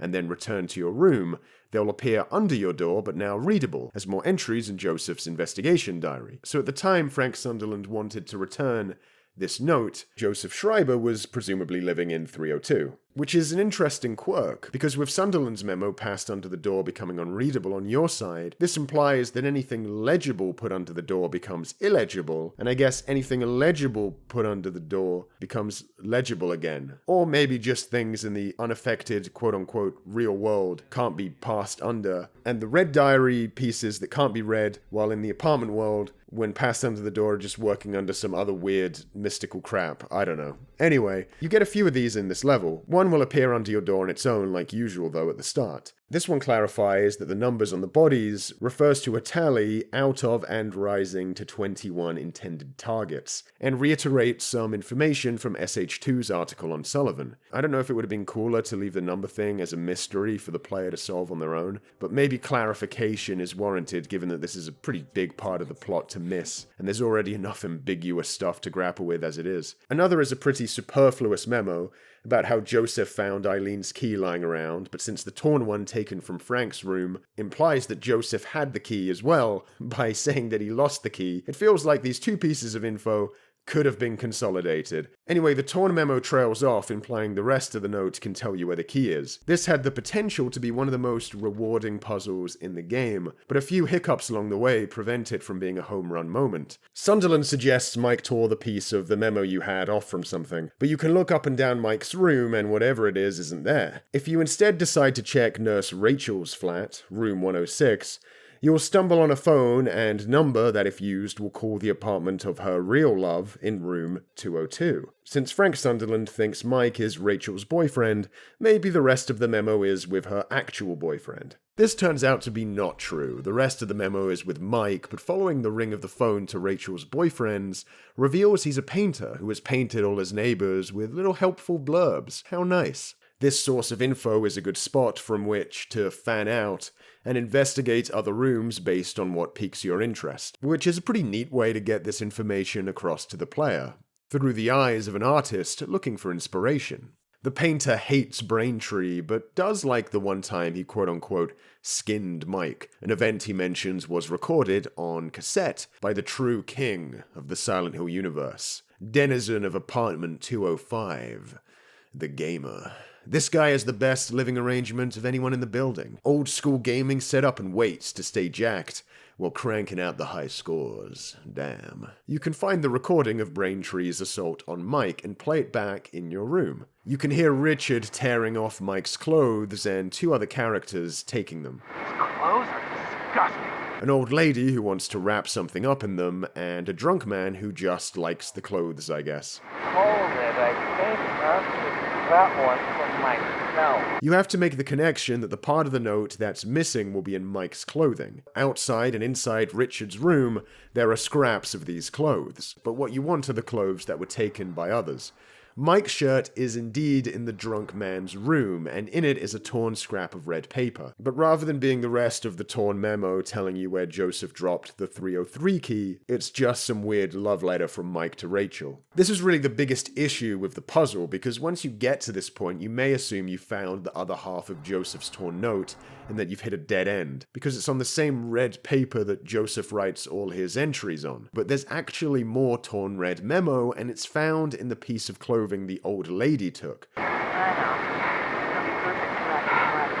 She says she wrapped it in something, and if you visit room 101, where a gun fanatic lives, his diary reveals he's allergic to cats and shot said old lady's cat. If you can make the connection, she used the rest of Mike's clothes to wrap up the dead cat, then you have found the answer to the puzzle, which is to search the cat lady's room for the rest of the clothing that will finally have in it the torn piece of the memo with the location of the 303 key. It's worth noting that the clothing is well hidden in the cat lady's room, inside the fridge. Well hidden in the sense that other than the fridge in your room, you can't open the other fridges in the building. I wouldn't say this is bad design though by itself. The puzzle is about coming to the conclusion with certainty that the cat lady's apartment is where the piece of clothing with the rest of Joseph's memo is, and with said certainty in mind to check all corners of that room, knowing it will be somewhere in there. The problem, like I said, is the other chunk of that memo in the clothes the drunk man took throwing you off, suggesting that you perhaps have the completed memo once you find that piece. That maybe this half of the memo used to contain the location of the 303 key, but Mike overwrote that part with his ramblings, or that Joseph just never actually finished writing down his thoughts on where he left the key and fell asleep or something, only for Mike to use the other half of the sheet for his Rachel pining. This assumption would be incorrect though, because the actual second half of the 303 key location memo is in the piece of clothing the old lady took, which is a lot more hidden. I suppose the love message is some scrap of red Joseph paper torn off from some separate, unrelated sheet. Once you eventually find the rest of the 303 key memo, it's clear by the image on the text screen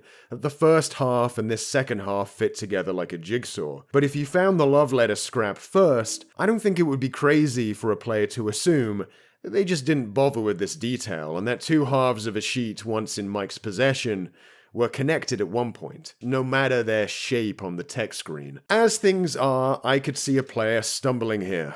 But it's a tricky situation. The real second half of the 303 memo has to be well hidden enough to be unlikely to be found by accident, hence it being in a usually non-interactable object behind a bunch of enemies that look like a chore to swat away. But between the cryptic hard-to-pass tape and the potential stumbling block of the red note herring of Mike's torn love letter piece, I could see multiple scenarios in which a player ends up wandering aimless around this level, clicking on everything in the hopes of stumbling on this fridge secret. Another question is, how did Mike even come across one of Joseph's memos to hold on to and scribble on or do otherwise with? Who knows? Maybe Joseph dropped it, or maybe it got caught in the pages of the X-rated magazine he gave to Mike that one time. A confusing paragraph in his diary implies that he thought the red paper, which we would assume is the sheet with Joseph's memo on it, was from Rachel, but it's kind of hard to tell what he's even getting at here, and again, confusing he would use that same paper to write a love letter of his own on it. Also, why would Rachel have received from Mike half of a note where Joseph tries to remember where a key is? So here's my theory to make sense of all this. Joseph loses some of his red paper, a sheet of which had the location of the 303 key on it. Mike finds some of these sheets, including the 303 key one, but delusional for a moment thinks they've been sent by Rachel. He uses a scrap from one of the sheets to write a love message, but he messes up and tears off a piece of the 303 key memo and gives that to Rachel by mistake, who, confused, hands it over to Sunderland so he can return it to Joseph, which I suppose Sunderland never got around to. Well, you get it. There's a great puzzle here that makes the most of the apartment level, rewarding you for picking apart who were the kind of people who lived here and the relationships between them. But there's just one too many odd phrasings in how things are described, and weird holes in how this sheet of paper got passed around and split up. One way or another, I think it will hurt many people's enjoyment in figuring it out. Like I said though, it at least forces you to engage with the characters and world around you, even if some of it doesn't make a whole lot of sense. One aside is that the tape of Mike being assaulted features Braintree telling someone to stop snooping around in it. You snooping around again? Get your ass out of here before you really piss me off! This is somewhat implied to have been child Walter, based on another testimony, and his own. You look a lot like a little punk that I once caught sneaking around there. Though what's interesting about that is that that would place the events of this tape and everything surrounding it at least 20 years ago, if Sunderland is right about Walter having been born here about 30 years ago. So maybe the gamer's old school games are actually contemporary by the standards of the time that's being manifested. More importantly, young Walter being in this tape would be weird. If the tape is 20 years old, a lot of people have been living here a long time. I can believe Braintree has been here 20 years, but what about Rachel and the painter? A painter who would have to have been painting portraits for 2 decades straight in this apartment block if he were to mention events that transpired 20 years ago on some paintings, but also reference the amount of children living in the flat across from yours you can still see in there today. Unless he did all the paintings 20 years ago, which would imply that family has been continuously having kids for 20 years. That would also mean guys like the music fan, who he also painted, who you can still see rocking out from time to time, has also been living here 2 decades, or had an equally as obsessive music-loving son. But the much bigger question, if the tape is 20 years old, is if Mike has Joseph's note on him, but lost it in his clothes 20 years ago, how come said note was written May 22nd, just a few months before he disappeared, which was only 2.5 years ago?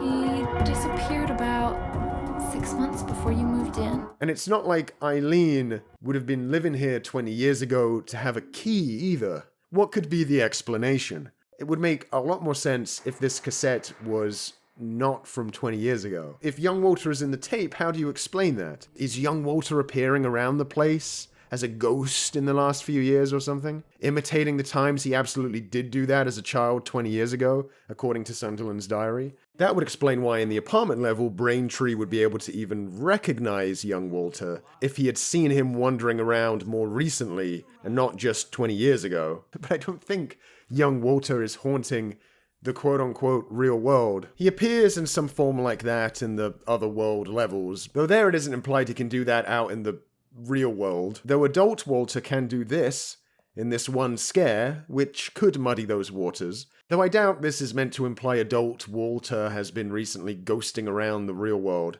never mind his younger self. Walter being seen through a peephole, I think, is more just the supernatural power messing with Henry. Later in the game, you can see Henry's ghost out there and he isn't dead yet, so everything seen through the peephole can't be literal. I suppose I should ask if the handprints on the wall that increase the more people die are literally there or just something Henry can see. You'd think it would be the latter since the residents don't seem to care. You could argue there may be some kind of ghost child Walter wandering around out there in the real world because you get a few memos passed under the door clearly from him. But I always viewed those notes as like an echo from the past. Something Walter might have slipped under the door 20 years ago the magic power is reproducing. Not something he's running around sending now.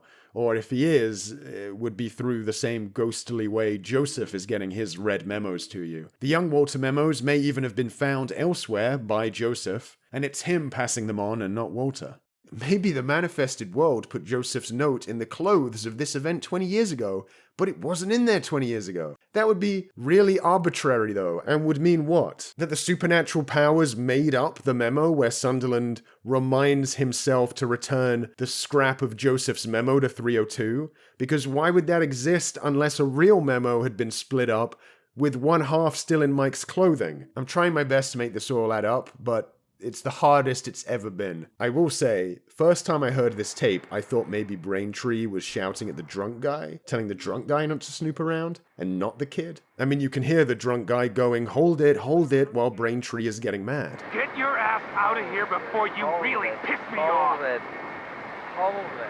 And if we all pretend that's the case, then this event didn't happen 20 years ago, and things make a lot more sense. Though we still have to assume Braintree did chase off young Walter 20 years ago, and isn't shocked he hasn't aged, because he's just already adapted to the fact that he's in a supernatural game, and crazy stuff like that can happen. You look a lot like a little punk that I once caught sneaking around there. But let's move on. The note says that Joseph dropped the key by the side of his bed, and if you go back to the bed, it is indeed there. But you can only pick it up after finding the note, which is fair enough, I guess. It would be crazy to just be able to beat the level the moment you get into it, key in hand. And now, what I'm definitely not going to do is question how or why or if that key is just being next to Henry's bed since the day he moved in, and he never cleaned up and found it before this. Is it supernatural? Whatever, I'm just going to let it go. Once you enter Eileen's room, you discover her badly beaten but alive. Apparently because young Walter intervened before the older one could finish her off, interestingly implying the two Walters floating around this realm are somewhat at odds.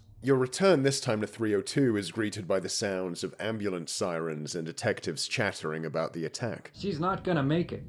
She had numbers in her back, too. But night has also arrived, and it brings an eeriness yet calmness as the day comes to a close. Like one last gasp of calm before we enter the non-stop hell mode of the second half of the title. The portal in the bathroom has been sealed up. Maybe something or someone doesn't need or want you snooping around in the manifested worlds anymore. Another one of Joseph's diary entries appears on the door, but it's basically a clue to check the storage room, where you can create a new portal with special magic tablets that each represent a victim, acquired through the game, as well as an extra one slipped under the door too. This lets you enter a manifestation of the hospital Eileen gets taken to in town. And in this level, Walter seems far less happy to see you show up. Like his plan might be going a little bit off track. Probably one of the bluntest scares in the game comes if you re-enter this room immediately after fleeing Walter here. A giant weird zombie nurse is just there instead.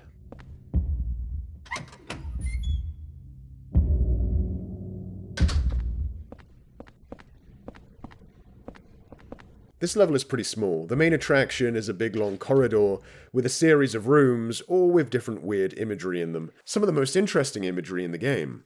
Something that the series has risked more as it's gone on is just becoming this kind of series of exhibits for cool and intriguing imagery. Somewhat of a museum where you get a series of rooms with art pieces in to go in and check. though 3 especially crept towards being a bit like that at times. Usually the interesting tableaus you discover in them could still be considered incidental parts of a wider location, with its own logic and appeal, with the connecting tissue in between those rooms still having its own interesting things to look at and discover too. This area in 4 is really starting to take the mickey though. A starkly long, featureless hallway with a big list of the same sized rooms that you can go in and check one by one to see something interesting before turning around and checking the next one. Why not weave these interesting dioramas evenly throughout the levels instead of in a big clump here? It speaks to this weird quality SH4 has, where, as you can tell from the length of this video, there is a lot to talk about and a lot of details to go over, but most of that detail is concentrated at specific points, on the other side of long stretches of sparse, not much. For a game with quite a lot of content, it manages to make it feel like there isn't nearly as much as past games, as you spend so much time, even when ostensibly in what are supposed to be the puzzle box levels, trotting along repetitive areas, none of which even come close to the affecting and thick, mysterious atmosphere of walking through the streets of Silent Hill. The placement of these rooms in this hallway is also randomized each playthrough. I suppose this will jazz up this section if you replay the game, preventing the different rooms here from ceasing to matter at all if you could just memorize where the rooms with the key and Eileen are. But on a first run, it's not going to change anything. You're just going to assume the rooms are in the order they are on purpose. I've got a much better idea for jazzing up this section. Make an actual level where you stumble on these rooms as you explore and collect multiple keys. That isn't too crazy of a suggestion. Some of these imagery rooms in the hospital are better than others. The hanging corpse room is pretty unsettling, but the idea a bit played out, I'd say, in the series by now. You have the sticky floor room that makes you move slower, represented by this pretty bad slowed version of your usual movement animation. Some rooms have relevance to the story, like the maternity room covered in long umbilical cords, but a more subtle one I like is the padded room and the grate on the wall that gives a glimpse into a dark unknown, a kind of madness there's no escape from. I've already talked about the Silent Hill 2-esque room. This room evokes something to me from a certain angle, but I don't know if it's just me or, I think it's like a body or something, actually. Never mind. The most memorable and striking room is definitely the, once again, blunt, with a capital B, appearance of a giant Eileen face with mad, jittery eyes that follow you around the room. Unnerving all by itself, but the type of way it makes one feel uncomfortable, I think is supposed to relate back to how Henry can spend much of the first half of the game peering at Eileen through the wall and following her with his eyes around the room. It's like the Eileen face is doing a mocking caricature of what Henry's face looks like when it's pressed up against that peephole. Even faint, feminine panting can be heard.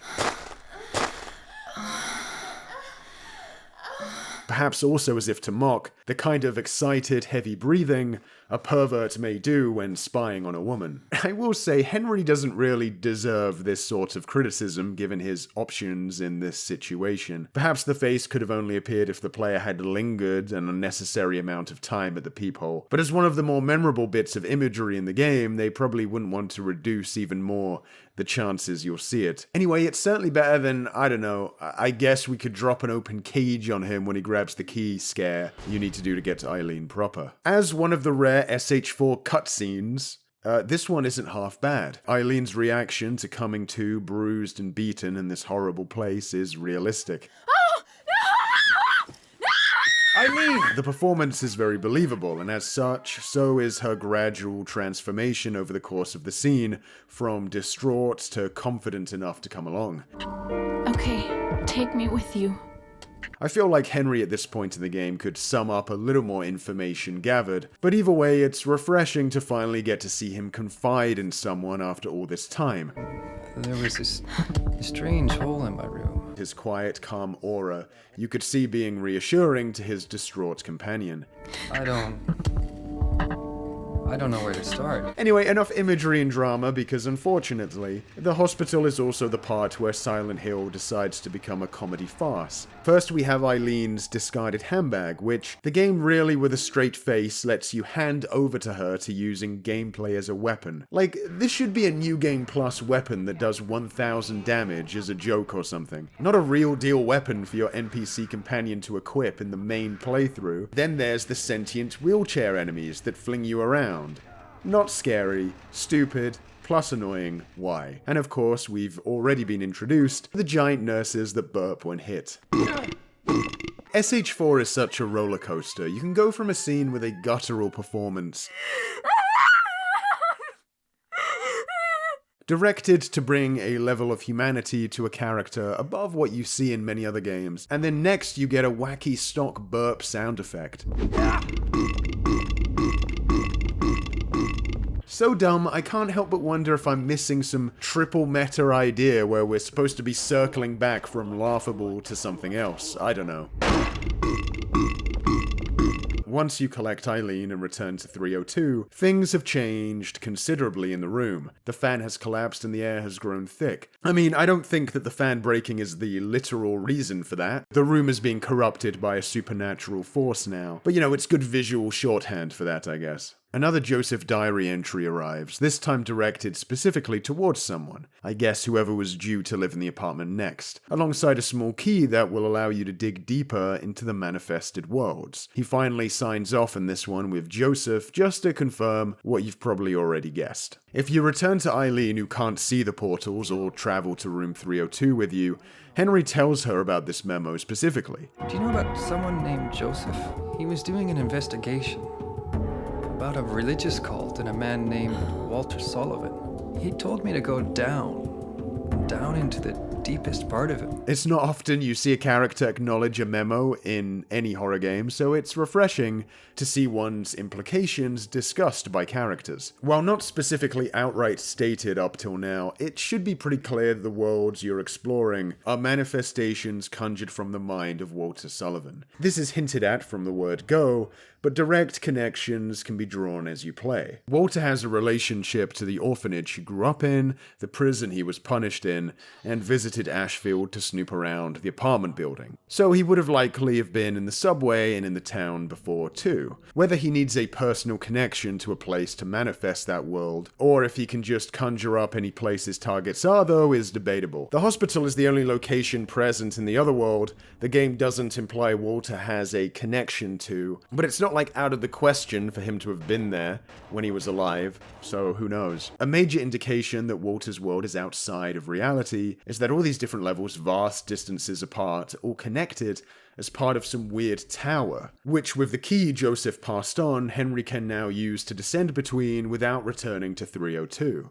Some big old tomes appear in the room at this point also, with some pretty unsettling implications. After committing 10 kills in the flesh, Walter made himself the 11th sacrifice, and more victims started popping up with the same MO, 12, 13, and 14, and as we know, Cynthia was 16, leaving room for one more victim in between. Creepily, Joseph visited Walter's supposed grave in Silent Hill marked with 11, only to discover it empty. It's a pretty well done creative ghost story that again is compelling to put the pieces together for. Basically, we know Walter's body is missing, and somehow he's continuing his spree via his manifested world, presumably with the help of some power attained in Silent Hill. This is a major turning point in the game, in terms of story and gameplay. At this point, you have a good sense of what you're up against. A psychotic killer has his sights set on 21 victims to carry out some heinous ritual, the second half of which he's taking care of in some kind of alternate world he's manifested to reap in, and you and his prospective victim number 20 have to escape his twisted playground.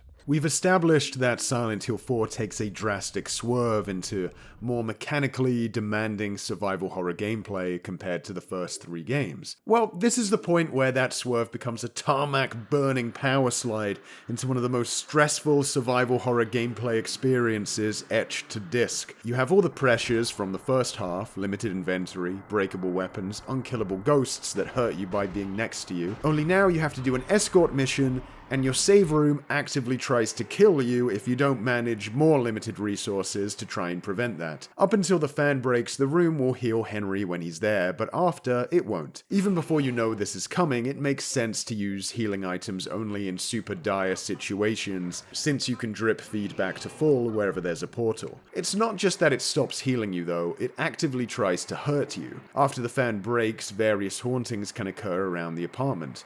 It's one of the coolest elements of the game. There's just over a dozen unique little spooks that can happen around the flat that play with what you've come to expect. This is where the game gets creative. You'll get some cheap ones like rattling windows and obvious ones like a ghost coming through the wall, but others are truly inspired, designed to take advantage of 4's concept. Bloody remains in the fridge, Henry's shoes disappearing and going for a walkabout, leaving a trail of red behind. Paintings changing, a shadow emerging from the closet to the side of your bed. Something that you're definitely not going to enjoy having revealed with the way the camera moves so slow and suspensefully. And my absolute favorite fright, of course, a visit at the door from a potential victim. The doll you can take from Walter can also corrupt your inventory chest and make you take damage when visiting, an absolute brutal trap to stumble into. Some of these hauntings apparently didn't appear in the PC version of the game back in the day, so if for some reason in 2004 you lived in like, I don't know, an office server room and that's how you played this, you might have missed out. Hauntings can deal damage to you when active and will get you a worse ending if you don't address them. To eradicate them, you can use a couple of different limited items to exorcise them. In a clever reworking of a previous series mechanic, much like the portable radios of past games, your apartment stereo radio will hiss static when danger is around. In this case, the hauntings, allowing you to confirm if there's any currently in the apartment.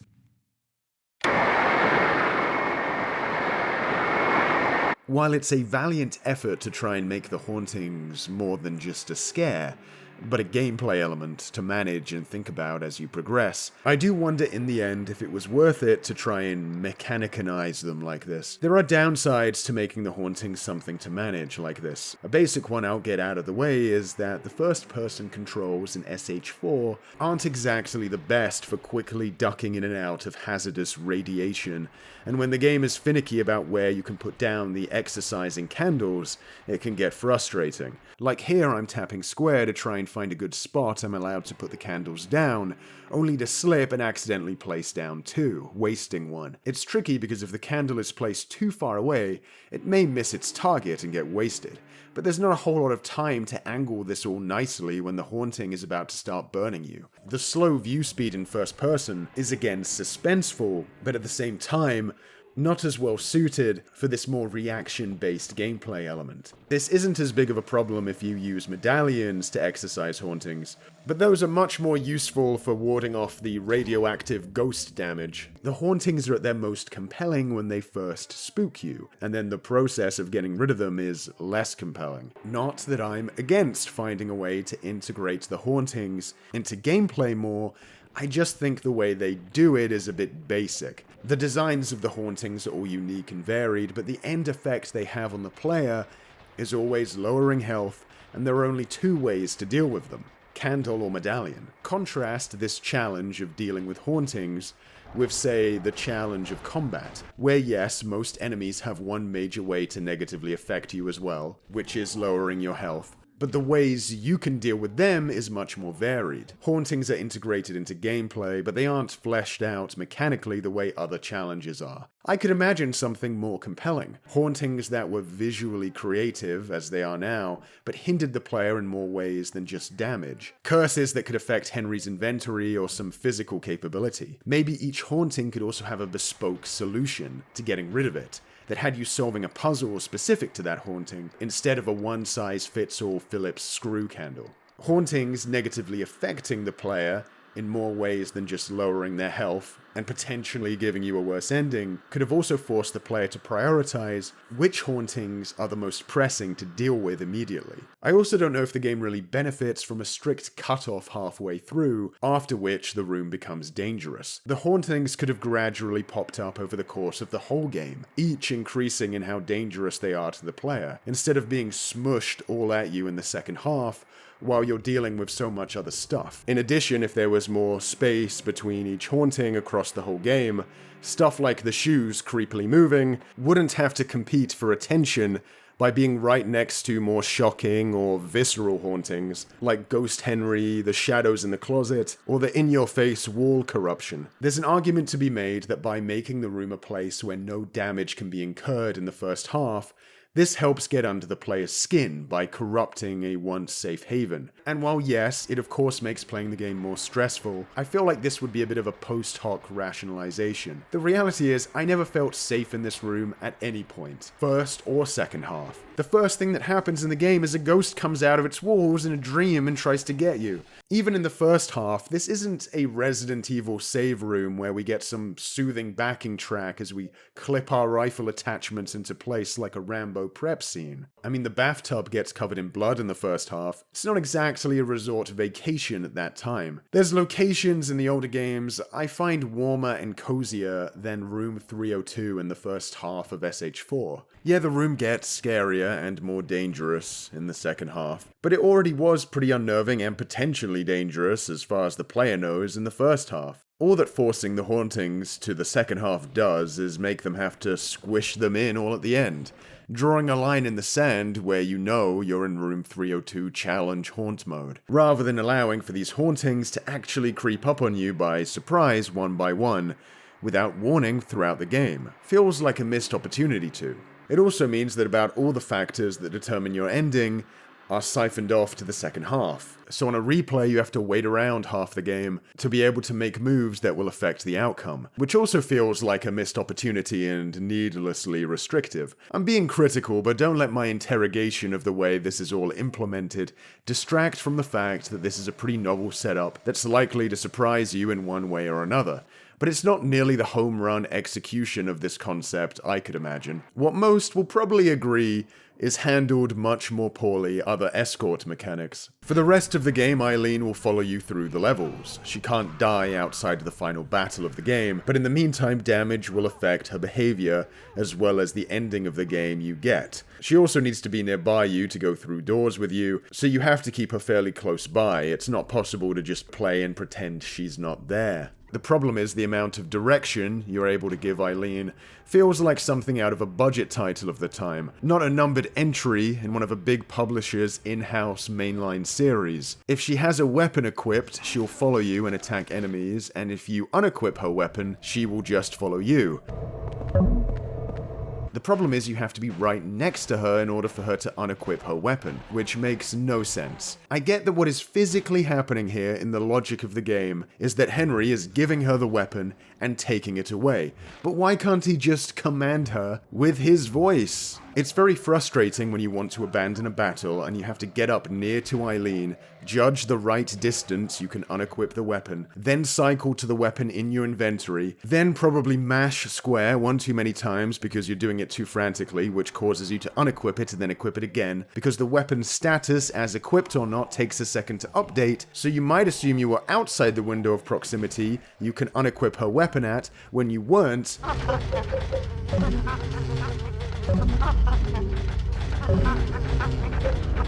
You get the picture. We did not need anything fancy here. Maybe just 3 commands. Follow, wait, and attack. Mapped to the D-pad would have immensely improved this part of the game. This is like half the game, too. This isn't a 40 or so minute segment like with Maria in SH2, where we don't have to put that much work in. In SH4, this needed some more work to be such a large part of the game. While her condition's major impact is on your ending, if she gets too beaten up, she'll affect this possessed-like status, slowing you down as she has fits. And if that can happen to her, maybe Walter possessed Jasper as well in a similar way. When he died, I don't know. So anyway, now you have her, your hauntings, and the usual amount of problems to deal with. Plus also, if the invincible ghosts were a little too uninvincible for you, you also have Walter entering the mix as an extra unstoppable pursuer who will hunt you throughout the levels. The only thing you can even slightly argue that in theory is on your side more now is that you're backtracking through a bunch of old levels, the same set as before, in the same order, starting over from the subway. Having already been to these areas, it may be slightly easier to navigate certain sections quicker, but I mean, big deal, right? The whole concept feels extremely rushed and like an excuse to pad things out, because the usual mechanics you might expect to justify a setup like this are thoroughly absent. It's not like you'll see a bunch of inaccessible stuff on your first visit that you'll have to remember when you return the second time with a new ability or something. That is rarely the case. Instead, when you arrive the second time, the game just teleports new key items and resources into these levels, asking you to check every corner again anyway. Other than being able to read some extra stuff in the forest, SH4 is actually operating on opposite rules, where rather than getting to come back to these levels later more powerful to solve previously unsolvable problems, you're coming back handicapped by your partner that will make navigating the level slower. You can make your life easier in the second subway visit by opening this door on the first visit, so you won't have to traverse the whole train car maze again, but it will probably be down to total luck if you did that or not. And let's not overlook the fact that this is what we're doing. As the game starts cracking the whip, your reward is to visit every area again, a repetitive act of drudgery. You would sooner wish the game were even slightly harder, if at least you got to see something new in this second half. Once you enter this phase, it's become clear that Walter's world is untethered from reality in some void of its own, which might be the explanation I alluded to earlier for why it's presented so starkly clear, not obscured or shrouded in darkness. It isn't a place currently in reality being corrupted, but a fully conjured reality. Someone's twisted psyche made manifest clearly, without the limitation having to wrap itself around a location in the real world presents, like interiors demanding a light source. And the effect this has isn't nothing. The cold, harsh reality of these levels now laid bare, floating in some void, some nether. The synthetic confinement of it all is very oppressive, but like we said, as a result, it's not as visually stylish as the past games, and it sticks so much to this sterility throughout almost all of its levels that it forgoes the variety of visual temperature those older games had too. But it evokes an effective, uncanny, horrible limbo nonetheless. That mood has its consequences. The second half of SH4 feels like work. I once mused in my SH2 analysis on what a game that's trying to be as scary as that would be like if it also had intense, demanding mechanics as well. And well, SH4 isn't quite that. The world of SH4 is more uncomfortable to be in than it is scary. But I will say the second half 5 to 6 hour stretch of just relentless work, while trapped in the atmospheric equivalent of being in a steam room fully clothed, results in something tiringly repellent. You might argue then, okay, well this is a horror game, not a super scary one, but if it makes you feel this uncomfortable to play, on some level it has earned its place amongst the horror gaming greats. And I'd argue that something much more rewarding, compelling, and scary can be created by the intensity and stress of a horror title ebbing and flowing throughout its duration, instead of just remaining at one level of uncomfortable past the halfway mark until the end. Either way, I'd still call bullshit on SH4 having achieved some intentional level of artistically calculated, repellent disquiet, because frankly, at the end of the day, when SH4 actually corners you and ends your game, that final sting as you get taken to the game over screen won't be this hollow uncanniness reaching some kind of arcane, sensory tapping crescendo, but some of the dumbest shit you've ever seen will be on screen. Like a pack of rabid gorilla monkey guys, a robotically animated man on the verge of T-posing, or a goddamn poltergeist wheelchair. SH4 dialed back the raw fear compared to past games, and settled for being a game that's just grisly and uncomfortable to be in. Rather than heart-stopping to give breathing room to the more complex survival mechanics, both in and out of the room, their new big selling point that they likely wanted garnished up with a little more gameplay gravy without alienating too many people by being too much of an assault on all angles. But at least a theoretical game that had SH2's atmosphere combined with mechanical brutality would have made enthusiasts like me call it scary and maybe too hard, instead of uncomfortably uncanny yet kind of bland and sometimes stupid, and maybe too hard. To jump ahead a bit, it's worth noting too that SH4 isn't a game you can just scrape by in and emerge triumphant thanks to your perseverance. Make it to the end, but without protecting Eileen enough and without dehaunting your room enough, and you'll get an objectively bad ending where Henry loses and dies. It's a brutal game where fumbling about will result in essentially losing, whether you quote-unquote beat the game or not. Anyway, after getting Eileen, it's Subway Round 2. One of the good ideas of the second half is how the victims who you met in the first half of the game return in ghost form, much like how some of Walter's pre-game victims already had done. They will first pop up in the level they died in, and usually with some kind of ability related to their demise. Cynthia's long hair in ghost form is particularly memorable, if you know a bit derivative. I didn't mention it earlier, but you can acquire a second gun in Braintree's apartment in the apartment level. Here's Revolver. This thing lets you unload the rarer but stronger revolver ammo, which is sort of the bare minimum level of gun variety in a horror game possible. But what is more interesting are the silver bullets. These will drop a ghost instantly, basically allowing you to just one shot, then stab to trap a ghost. You might assume that this will make for interesting hard choices on when to use the silver bullets, and you'd be absolutely correct. But by hard choices, we're talking 2, because the game gives you 2 of them per playthrough. Well, there's actually 3, but the third one is so out of the way, it's not worth getting or me wasting my time showing you where it is. Is this too few silver bullets given how hard the game already is?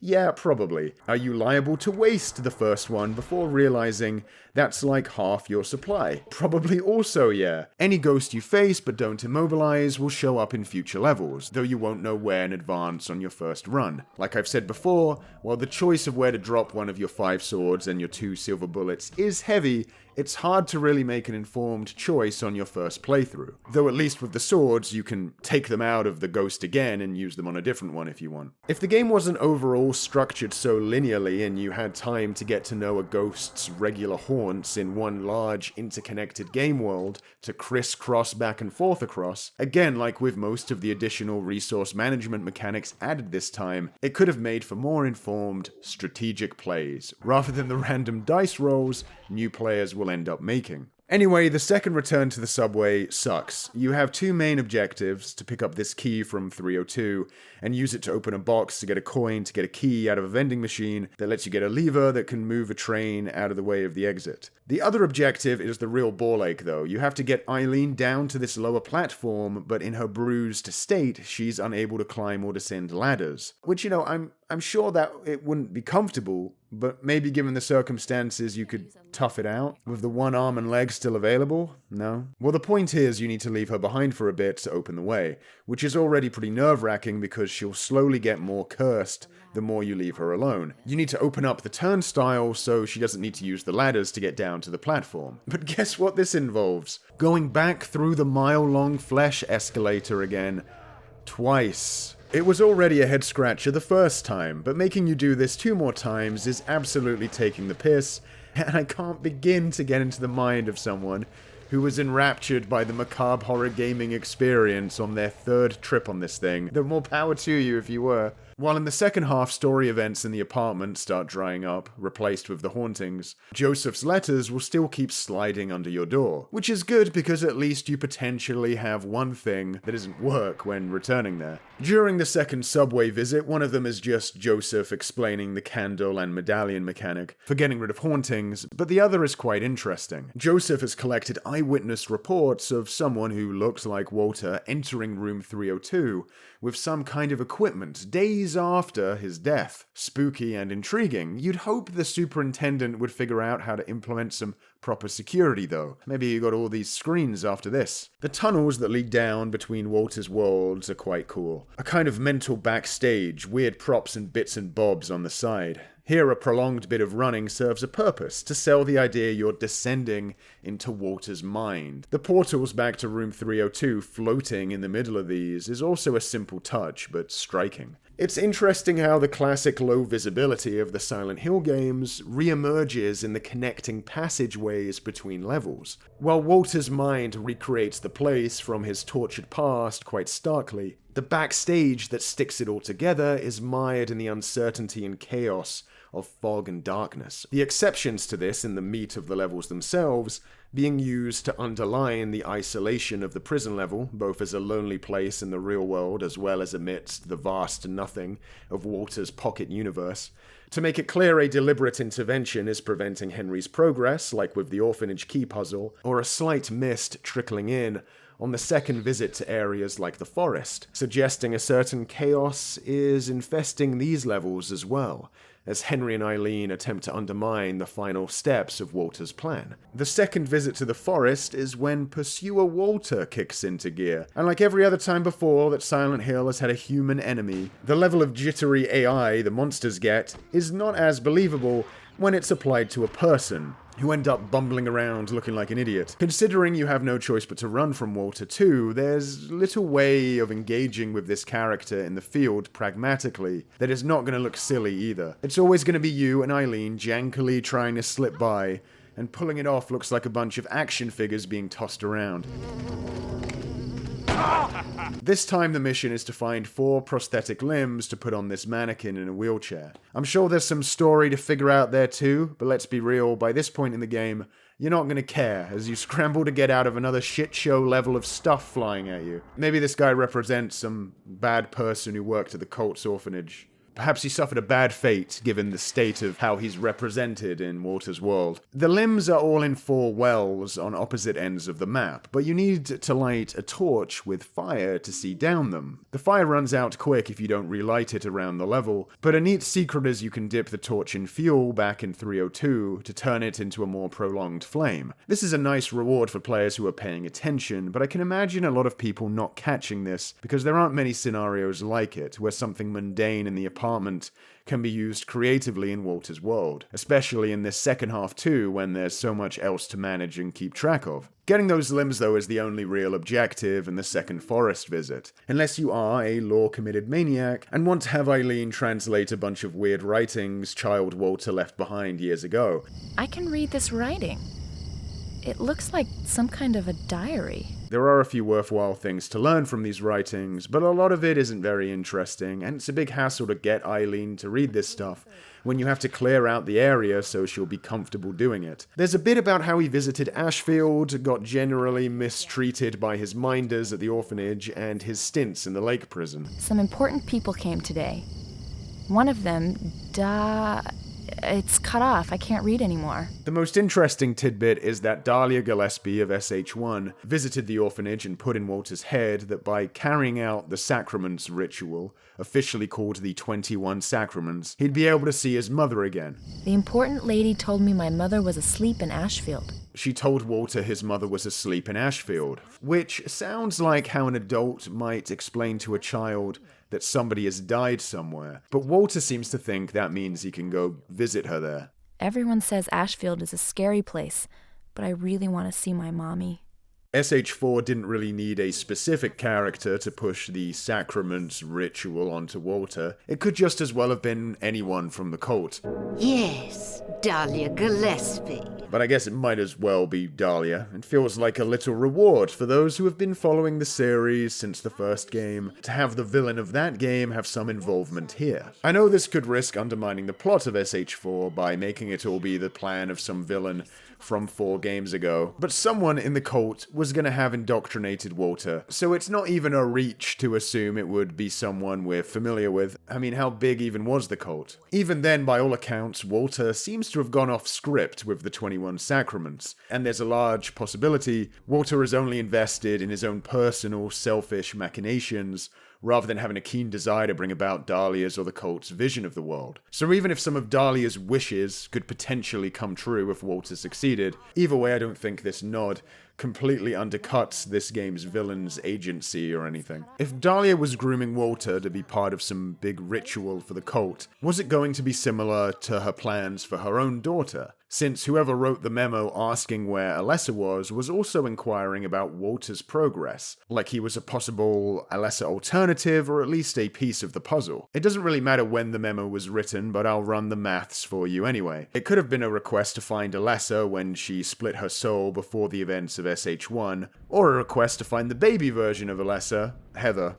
after the events of SH1. To me, if Dahlia was involved in Walter's life as a child, it makes more sense for Walter to have been a cult priority like that pre-SH1 when Dahlia was still alive. The cult's total bodge job of summoning their god in SH1 would make sense to have been the moment when they might have lost their grip on Walter and other potential plans as the cult falls apart for a while before regrouping come SH3. So to me at least, it would make more sense for them to be tracking Walter's progress more before SH1. Dahlia doesn't mention having any backup plans like that in SH1 after Alessa's soul gets split and her plans are delayed because, well, they hadn't invented the Walter plot point back then. But it's not like the invention of this character, in addition to her having some Walter plan at that time, would be some kind of massive square peg in a round hole, since Dahlia is a schemer and could have chosen to keep all sorts of backup plans and info like that from friend and foe. Though it's also possible the cult, still operating at some level, had their grip on Walter for some time after SH1 too, of course, and lost control of him at some point between 1 and 2. Again though, it's not a big deal either way. Suppose that's the power of this game's lore though, to make a player like me speculate so much over one sentence. A quite surprising bit of detail is present with these Walter scribblings, where if Eileen has taken enough punishment and is cursed enough, she'll read them in a kind of childlike way, more like child Walter would have written it. And in some cases you actually get more information out of them when Eileen reads them like this. Like a reference to Andrew being abusive towards the kids. I bet he did it. Andrew. Or references to girls being mean to Walter on the subway. Some mean girls in the train said mean stuff to me. I got scared. Which, if you're really in ultimate Mr. Fantastic stretch mode, you could use that information to draw some kind of history between someone else who used that subway and Walter, Cynthia. Since Walter has some kind of connection to some of his other victims like Andrew, Braintree, and Eileen, maybe Cynthia made fun of him on one of his trips to Ashfield. Jasper's the only victim in the title. The game doesn't imply had any kind of prior contact with Walter, but Jasper did seem to be obsessed with the cult, so it's not a reach to assume they could have crossed paths, or that Walter may, for any number of reasons, just resent someone obsessed with the cult who wasn't even a part of it. Maybe he doesn't like Jasper because Jasper likes the cult. Maybe he dislikes Jasper because he was obsessed with the cult, but not in the right way. Or maybe there's no inherent dislike at all, and he feels like someone so enamored with the cult should be someone who is part of this cult ritual he's carrying out. Keep in mind, though, that when Jasper dies, he says he's finally met the quote-unquote devil. I finally met him! The one the nosy guy talked about! The devil! The nosy guy likely being Joseph, the only person we know who's been to the forest. And if the devil Joseph mentioned was Walter, and why would Joseph talk of any other devil to Jasper? And that would imply there's been no prior contact between the two. Again, the fact that you can get two different readings of these memos based on Eileen's condition is quite a cool detail to add, but a bit of a grim one from a game design perspective. The cursed readings usually have a little more to them. They feature the only time Walter addresses Andrew by name, or that girls made fun of him on the subway. So you have to be doing worse at the game to get more info. Not sure if I like that you're rewarded with more for failing. There's a couple of memos near the now burnt orphanage, but both are just hints on how to solve the level's puzzle. The one supposedly from Jasper is ridiculous though. He's just standing around writing down like, I'm really interested in wells tonight. Oh, what's that? The next plot point happening? Time to go. Love, Jasper. Who writes like this? I guess he was a little kooky. Under the cult's orphanage, surprise surprise, is some kind of prayer room with a more detailed explanation of the ritual described in some sheets found in the building earlier. The 21 Sacraments ritual Dahlia introduced to Walter. I did a good job reading today. I was so happy. But the 21 sacraments for the descent of the Holy Mother was hard. Again, the ritual talks of sacrificing 10 before dying oneself, and to find the 4 atonements, which could refer to the 4 victims Henry meets before Eileen. If we extrapolate that Cynthia and Jasper somehow did something bad to Walter they have to atone for, or are bad in his eyes. Though again, Jasper is the one you have to fill in the most blanks for to add to that roster. The main addition to this description of the ritual, though, is that the ending speaks of the Mother Reborn and the Receiver of Wisdom. The doll you had to reconstruct's memo mentioned that the Receiver of Wisdom would know what to do, and since Henry knows what to do to solve the puzzle, it's not a stretch to assume this final stage of the plan is describing Eileen and Henry being the final victims. Back in 302, Joseph's latest communication has him speculating about how Walter was able to show up at the apartment building and enter 302 after his death. That maybe somehow he faked his death, or that the Walter that died in prison wasn't Walter. The game doesn't give a concrete answer, but if it wasn't Walter who was captured by the police, that would explain why in the SH2 article the convict seems hysterical and conspicuously distraught in a way Walter does not act at all in SH4. Though it's hard to tell, since it's not like he says a whole lot in the game either. Though if Joseph is to be believed that even in the real world there was no body in Walter's grave, why would Walter bother removing some decoy's body from that coffin? Perhaps Walter did die, but that stage of the ritual allowed him to return to life and head to the apartment building to conduct the next steps. And that's really the more immediate question. What did Walter do in 302 7 years ago, and where could he be now? One of the juiciest, most ominous memos in the game for sure. The second visit to the water prison begins with absolute comedy gold, as you enter the level with Walter just immediately stood with a gun trained on the entrance door.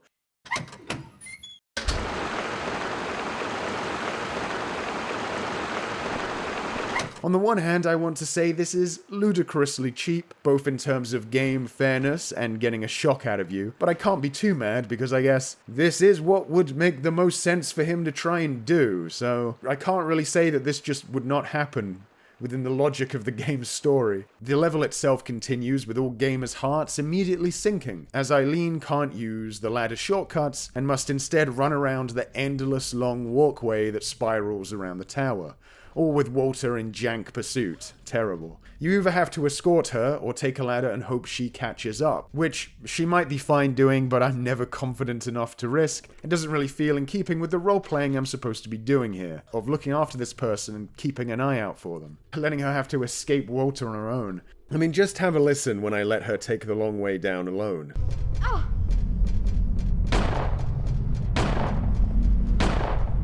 Doesn't sound like anything good is happening back there. Similar to the second subway visit, the second prison visit will have you leaving behind Eileen, so you can get a key item in a location she can't currently access, by taking a route only Henry can go use. Though the game cheats a bit by locking a previously open door to ensure you'll have to do this. In this case it's jumping down the holes, which I will give Eileen. This one probably would be much harder than a ladder for her at the moment. The trip to unlock a path for her will have you finding an old shirt called the Prisoner's Shirt, which has a secret message written on it. The game implies you have to soak it in coloured liquid, and if you took note of an earlier hint that the water in Henry's bath has become like that of the water in the prison, you'll be on the right path to solving this puzzle. The writing on the back is from a young prisoner, hinting at the hiding place of one of the special ghost-trapping swords, as well as the fact that Andrew has the key to the basement. Once you have this memo, Andrew's ghost will appear in a prison hall, and he's the one ghost you'll be required to subdue in the game. To get said key, that will let you out of the prison. This is all fine and good, but I have some questions. The fact that the shirt is found where Andrew died and his ghost is shirtless would lead you to believe this is his shirt. But if it was, why would there be a memo written by a prisoner on it, and why would it be called the Prisoner's Shirt? I mean, I guess it could be called the Prisoner's Shirt because Andrew was a prisoner, at least when you first meet him. But that still wouldn't explain why his prisoner's shirt has a message from an actual prisoner who used to be trapped here. Unless Walter locked Andrew in there and as twisted retribution, he was forced to wear the exact same outfit a prisoner once wore there. But if this was a child prison, Wouldn't a prisoner's shirt from here not fit Andrew? I'd also like to question the use of these pre-rendered cutscenes when some of these ghosts first show up. The problem isn't so much that they're pre-rendered. The series has had great pre-rendered scenes before, although those were usually pre-rendered to make use of more detailed models for those specific scenes. They weren't recording the in-game graphics and turning them into pre-rendered clips, but I'm getting sidetracked. The problem is the scene isn't a scene where Henry encounters a new enemy. It's just footage of the enemy showing up in that area, and that's it. Like it was caught on a security camera or something. It's very impersonal. It doesn't convey at all that the enemy has shown up specifically to mess with you. Usually in Silent Hill, if a cutscene introduces an enemy, the cutscene exists not as a way to show the enemy showing up, but as a way to show us the protagonist's reaction to it showing up. And if you're not going to have that in the scene, then just have the enemy appear in gameplay as I'm exploring. What is the point of this? Imagine if instead of meeting Pyramid Head in gameplay, or even in a cutscene where we see James's reaction, they had just played some grainy pre-render of Pyramid Head walking into a room and then faded back into you. It would have felt totally amateur. At the exit of the prison, the perspective trick hallway now makes the door at the end look really small rather than big. This might trick you into thinking you're going to have to fight a huge pack of big enemies for a moment, until you realize a moment later the perspective is making them look bigger than they actually are. It's not usual for a Silent Hill game to just put a pack of copy-pasted guys in front of some door, so the shock of that in this series, combined with the attempt at something visually weird, means I'm gonna let them off doing something like just putting a pack of copy-pasted guys in front of a door that I would probably call lazy and cheap padding in any other game that would put in a fight like this, in addition to making you play all its levels twice to beat it. Joseph's message during this level is basically a recap of things you can already figure out.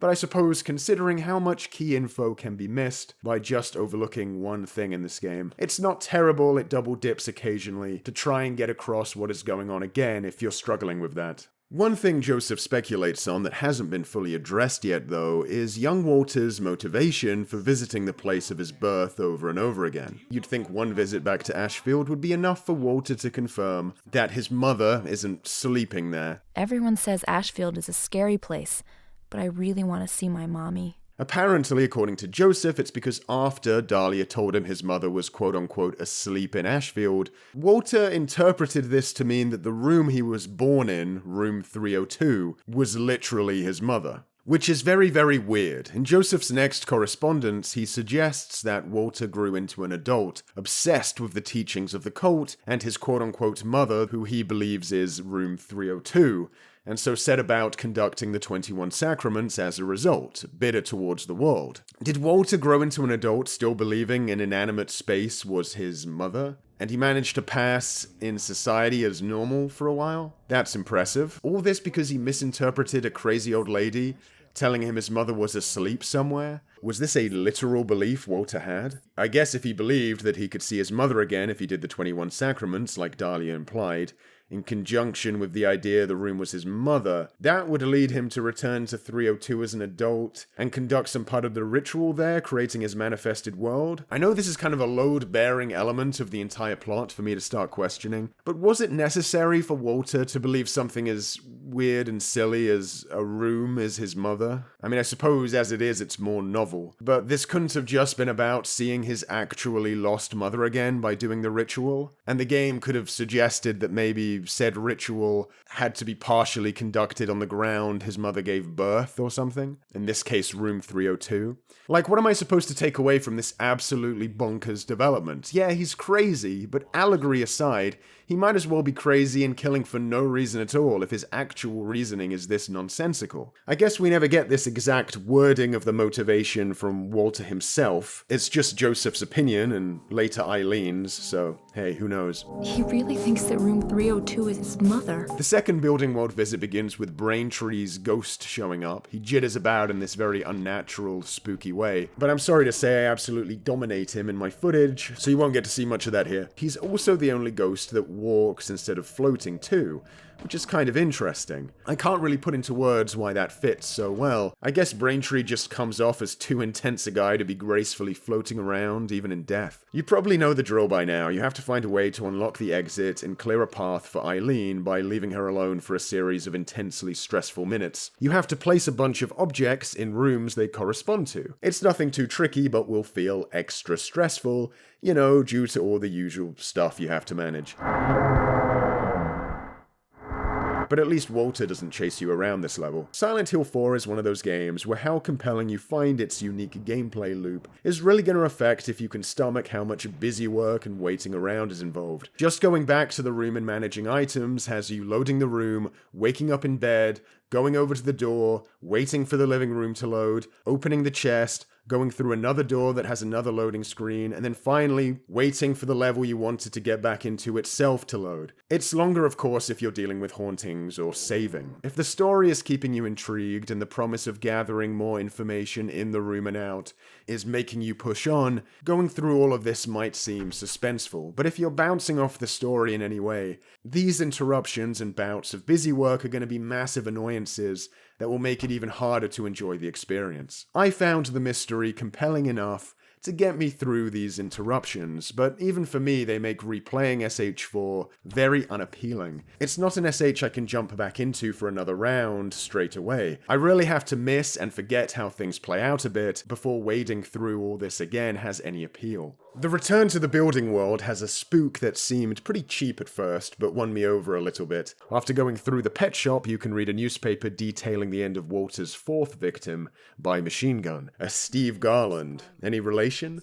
Who knows? Then, as if this is some kind of museum exhibit with a button to play a complimentary sound effect, a machine gun can be heard being rattled off.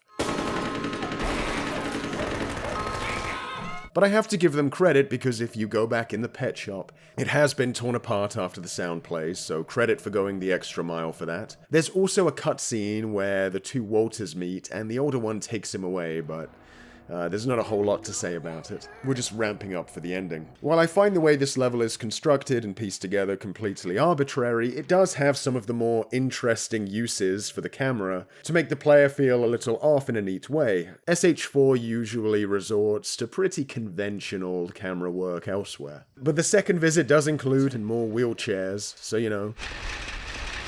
Swings and roundabouts, as is also usually the case with SH4. The game recycles the phone number keypad puzzle at the end again with a slight twist. They've changed the number, so you have to call the old number to be told the new one. Not exactly super satisfying to solve, and not much of a roadblock either. It's unfortunate that SH4 ditches the poetic riddles we used to get for these kind of fumble around puzzles. The most complex puzzle we probably get is the mic tape mystery, and like I said, that gets undermined by a lot of convoluted writing. What SH4 also ditches is boss battles. Perhaps it was decided that trapping you in a room with a big enemy to dump a bunch of resources into periodically was a little harder to balance this time around, given the far more challenging resource management mechanics, and they just opted out of the concept almost entirely. But we kind of get one now. It's more of a puzzle though, really, and well, barely even a puzzle. It's a big room with a big enemy, okay? That's as best I can describe it. A bunch of wall guys come down to get you,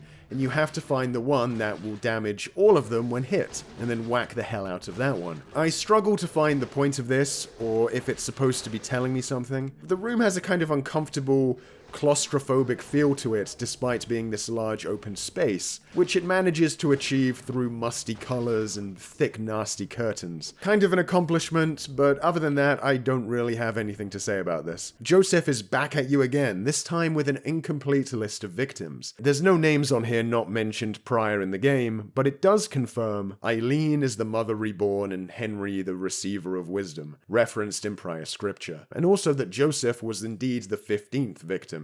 But hang on a second, how did Joseph get divine knowledge of every victim to come, presumably before he died? I guess if we assume Joseph was who we played as in the prologue, confirmed shortly, wandering around how the room would look when Henry moved in, then he had some foreknowledge about that too. If Joseph is the playable character in that opening, then having the room look like it does after Henry moves in is very confusing, but has to be intentional and not just a lazy reuse of the assets, because we're about to see room 302 how it looked when Joseph lived there anyway. Back to the point then, so the powers of a Silent Hill cult ritual can make you see the future? I guess maybe he doesn't need to be able to see the future to know the future victims. Maybe Walter already knows them and Joseph found that information somewhere in his crazy world, and it's plausible Walter would already have tabs on some of those people specifically. But what about Henry? When Joseph wrote this, he hasn't even moved in yet. How would Walter know who the guy who's going to move into 302 next is? Could Henry and Walter have crossed paths in Silent Hill? Well, there's nothing to indicate that in the game. Henry said he visited Silent Hill a few years ago, but that doesn't make it sound like it's been a decade plus, which it would have to have been for Walter to have still been properly alive. But even then, how could he have predicted Henry would move in years later? Or was Henry moving in a coincidence and Walter had already picked Henry to be the last victim for some other reason? Or maybe it was magic, never mind. It's also worth pointing out that you can draw a connection between Walter having murdered young twins and the double-headed baby face of one of the enemy types. There's not much of a reason why those victims would manifest as an enemy type rather than singular ghosts by themselves, but either way, I find this sort of imagery a bit basic at this point in the series. There's trying to communicate a feeling through abstract imagery that shakes you in a way hard to do with words, and then there's like a design that hints at some lore. Lore-leaning designs were more forgivable as the series was getting started, and while they can still be scary of course, and there's room for both kinds in a Silent Hill game, and even designs that can execute on both to some degree or another, at this point in the series, strapping a lore reference to Lanky Kong doesn't really have me in deep thought. One question you might be asking is, do we get to know the names of the victims whose names are missing on this list? And the answer to that is that in the game, we do not. You just get to see some of their ghosts. Like I've said many times before, I don't like consulting extra materials found outside the game to make my assessment on these titles. To judge if a work has succeeded, it should be able to evoke things and make me think in the moment, during the experience, to succeed as a creative work or piece of art. And should also make sense on its own, probably. I think I do need to address the fact that unlike the previous Silent Hills, SH4 had a lot of extra story material released outside the game on websites in Japanese, sites that aren't even officially accessible anymore. Some scholars have attempted to, of course, collect and translate this information, but for better or for worse, I will not be taking any of it into consideration. One day, when the current iteration of the web has faded, or its contents is so dense and jumbled that it becomes hard to find any of this information and discern if it's been accurately translated, or even sourced correctly at all, or if there even is a web infrastructure to access anymore, Silent Hill 4 will only be judged as a standalone work. So to make my analysis as timeless as possible, I will be judging it on those terms. Henry and Eileen make it to the bottom of Walter's world, where they enter room 302 of the past. From around the time Joseph was trapped in the room and fighting to survive. He really must have hogged all the dispelling candles out in the levels because he has them stacked all over. As a result, giving the apartment a serene feel that is novel for a location that has been so nasty to be in up till now.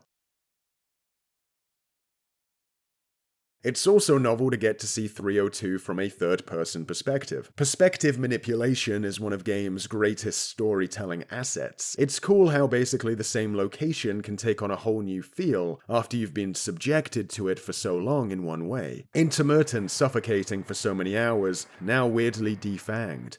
Returned to a state where it was much less intimidating, simply by giving you the tools to see it from a wide angle.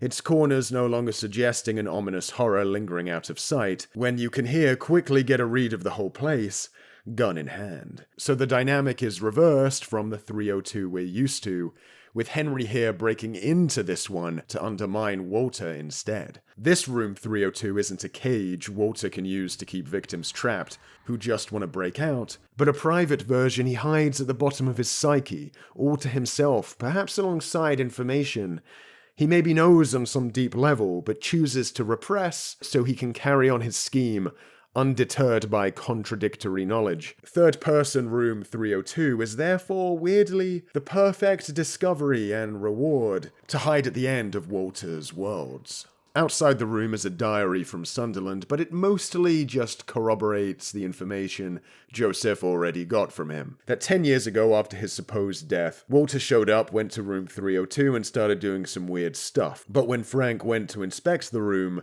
nothing was amiss. The two memos found on the table in 302 of the past are much more noteworthy. They really make me wonder if Walter is even aware of all the information floating around inside his manifested world, or at least is being mentally repressed, like I suggested a moment ago. If it's the case that Walter simply doesn't know this information at all, maybe it's because if stuff is sourced by Joseph in the real world and brought in with him, Walter doesn't become aware of it, and Joseph left it down here at the right time to strategically let Henry know and not Walter. I mean, Walter has to have blind spots in the world he's created, otherwise he surely would have less trouble tracking down our leads. Why would I assume it was sourced by Joseph at all anyway? Well, it's in a manifestation of his version of Room 302, with a bunch of memos from him in it, and his ghost hangs out there, so hey, it just feels plausible. Both tomes of info basically say the same thing in different ways. That the only mother the 21 Sacraments will be bringing about isn't Walter's,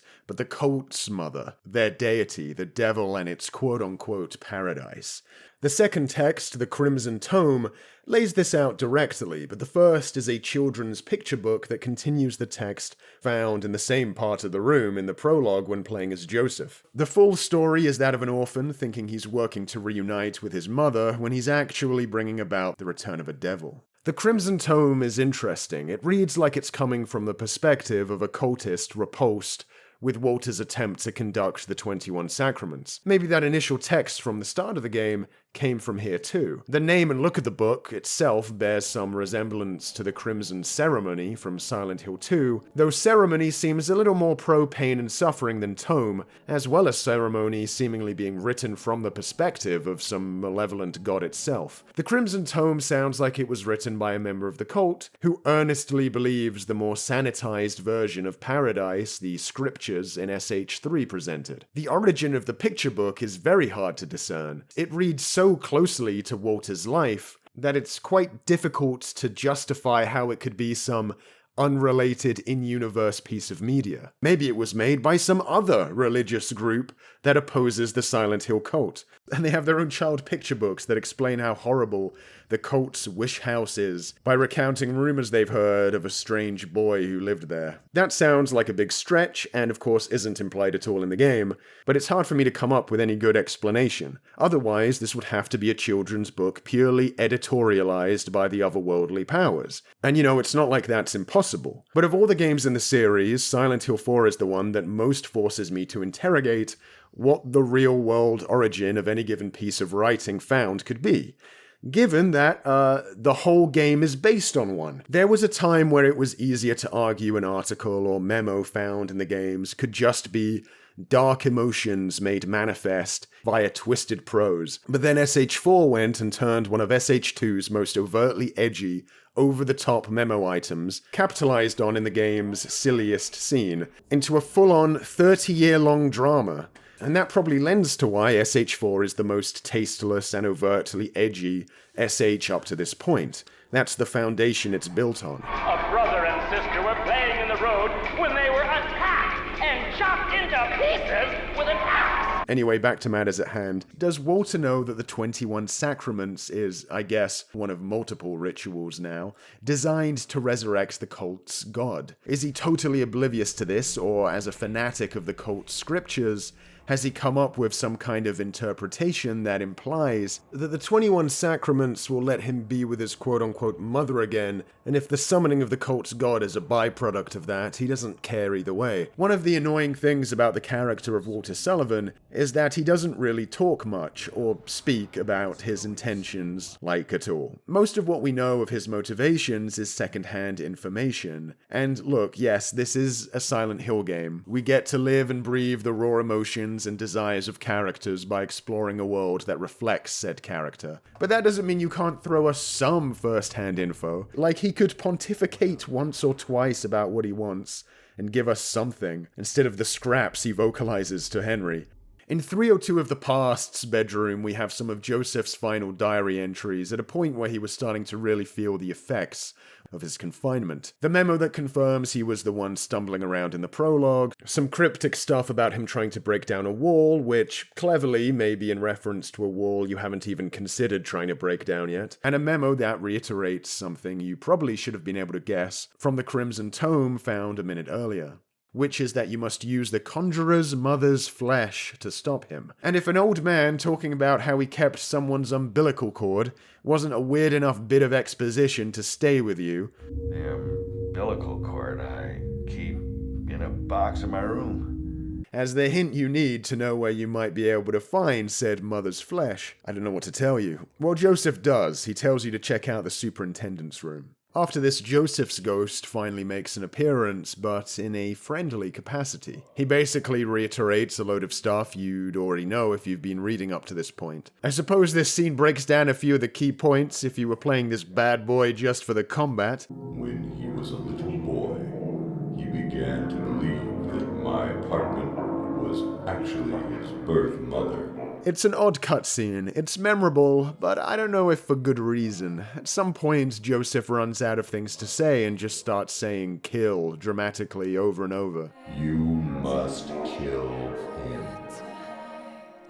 Kill. Kill. Kill. Kill. And Henry and Eileen, I guess, they're just being really polite and not interrupting or asking any follow-up questions. But I have a follow-up question. Why do Henry and Joseph get to have any agency in Walter's world at all? And get to go in exploring to muck about with things?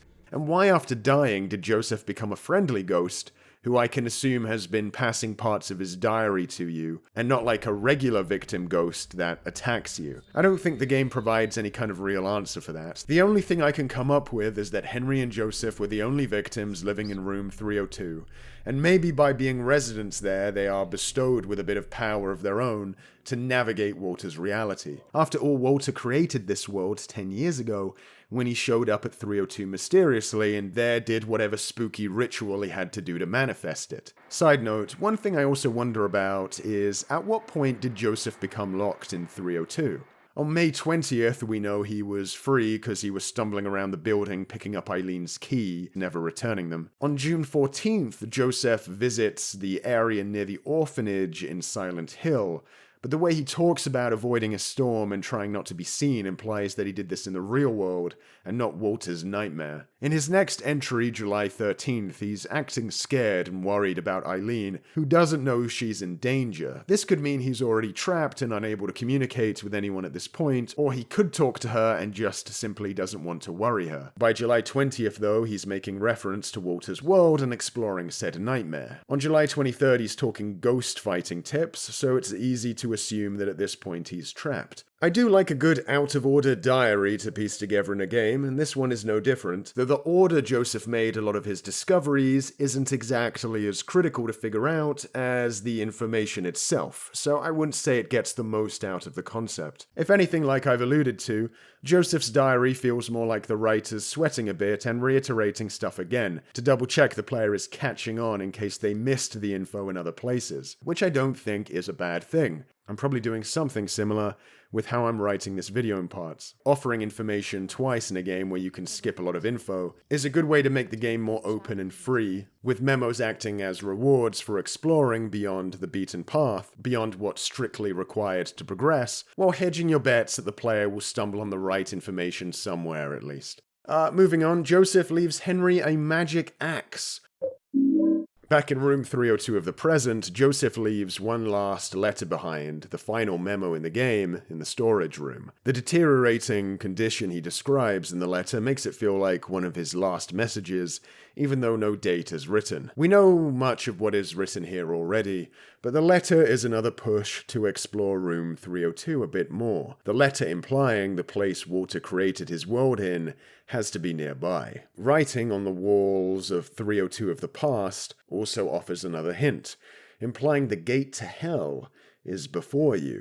Whoever was here before had an urge to destroy the wall. Use that magic axe on that area of wall in 302 of the present, and you get the game's best reveal. Turns out Walter's corpse has been in the apartment the whole time in a secret room at the back. It's that perfect kind of chilling moment, realizing that you have been living alongside not just a corpse, but basically the entity, the villain causing you all these problems. And of course he has the keys on him that open the front door. They were inside your cage this whole time. The remains of the horrific ritual Walter conducted on himself in here is on display, painting one of the most sickening tableaus the series has done. The smell instantly hitting Henry like a wave in the cutscene is a good realistic touch too. The lack of soundtrack when you're looking around this room carrying over from the rest of apartment 302 is probably not some great deliberate masterful stroke. All they had to do was leave the music off.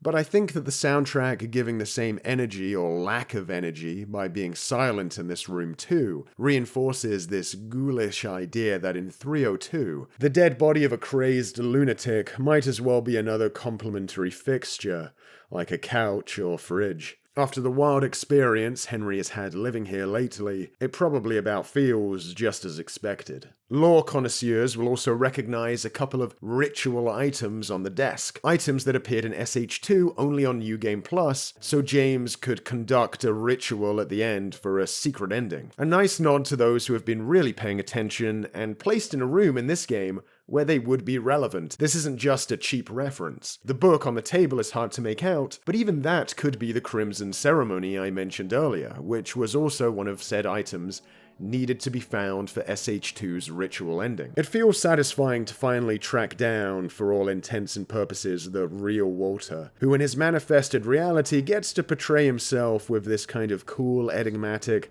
almost handsome look, but in reality is a hideous, nasty-looking, mangled, rotting shell, like the person within. Appropriately preserved to look like that forever, I guess through whatever procedure he did to conduct the ritual. This moment is all well and good, but of course I have some questions the game neglects to answer, and they feel kind of important. If you've been following along, you probably know what I'm gonna ask. How did Sunderland not notice that Walter sealed up a whole room in the back of 302 when he went back to check the room after Walter snuck in about a decade ago? I mean, I guess Frank does seem a bit scatterbrained, but let's take it for granted that the room 302 Henry gets locked in throughout the game is in the real world, and not a construct of Walter's world or something. Even if we're way overly generous, and take it that maybe this back room had already been sealed up by someone prior to Walter coming to do his ritual there, and that maybe Walter was the only one who knew about it, so he was able to show up, knock the wall down, go in, and then patch it up behind him. Are we saying he did it so well that somebody wouldn't notice said work on the wall, and in fact,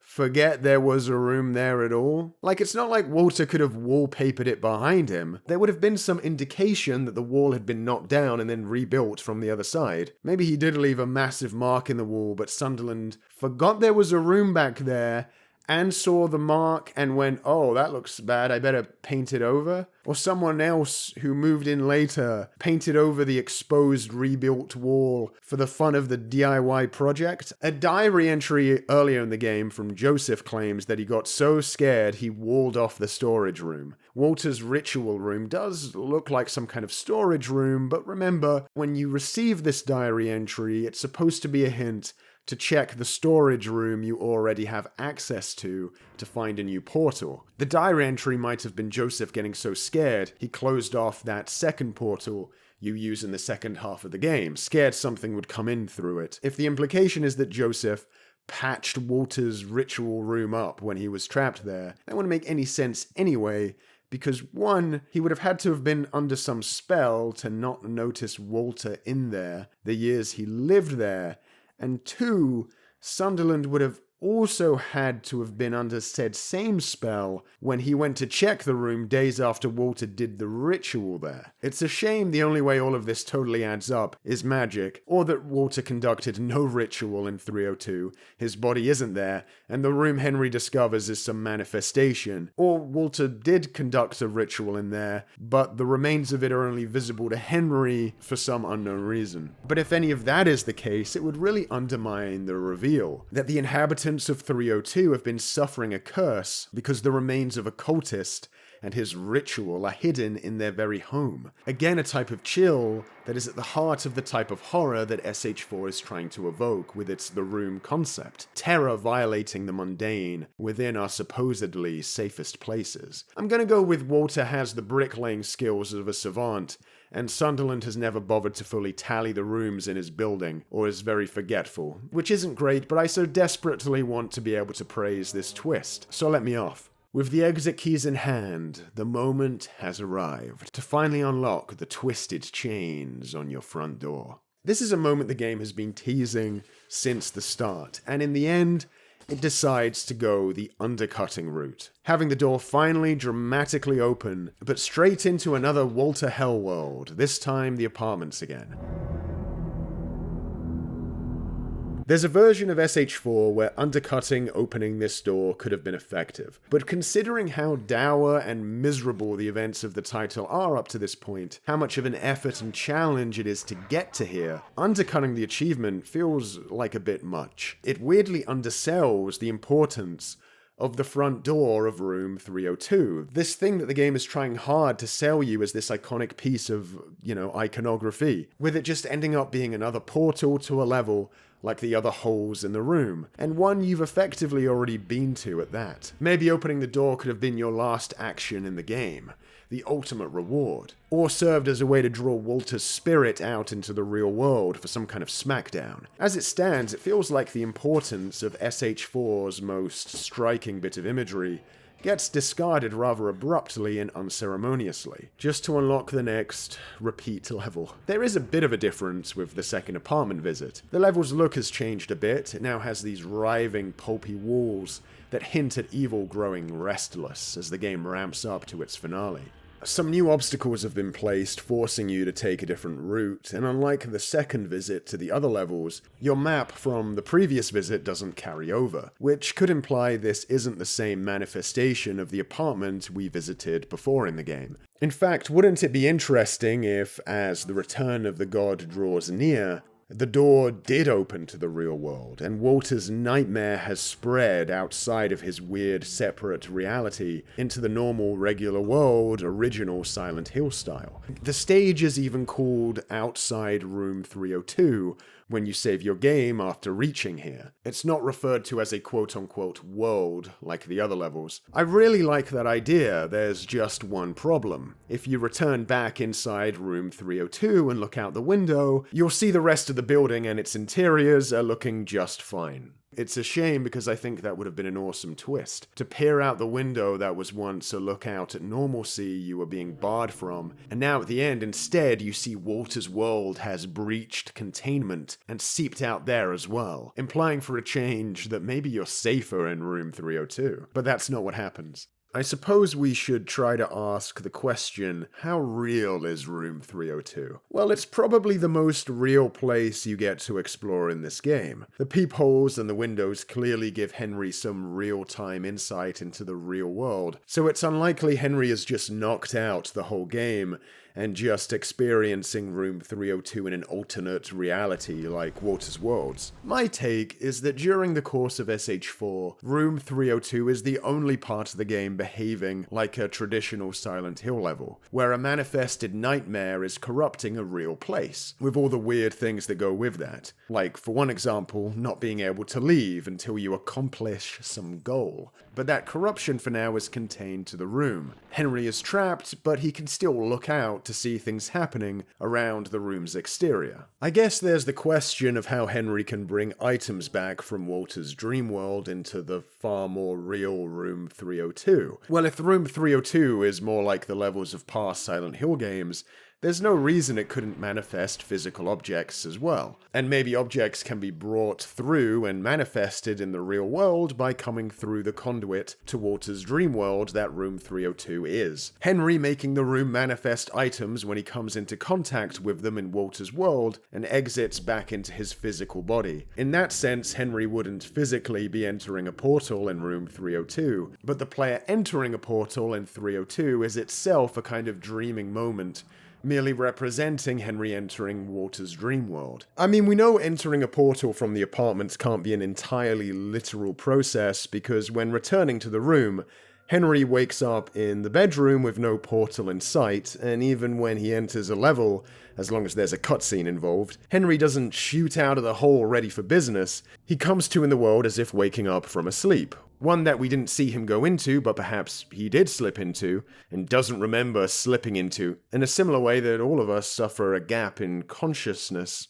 the moment before we fall asleep. Perhaps Henry only thinks he's going through a portal, and it's actually just his soul entering, while his physical body remains in the room on his bed. There's one problem though. When he returns to the room via the 302 door in the second apartment world, or rather outside room 302, rather than waking up in his bed like when he returns from all the other levels, he just walks through and appears on the other side of the door. This would have been a good indication that the second apartment world is in a corrupted real world, rather than being part of Walter's dream world. But if that isn't the case, the front door is just another portal in and out of the dream world, but one that works inconsistently, because returning doesn't place you back in bed like when you return after going to Walter's worlds through the bathroom or storeroom portal. The answer that could explain all of this, and indeed, again, many other questions, would just be that every part of this game, including room 302, is part of Walter's dream world, and so basically anything can happen, and maybe even what Henry hears and sees through the peepholes is somehow just being downloaded into his unconscious brain as he lies in bed.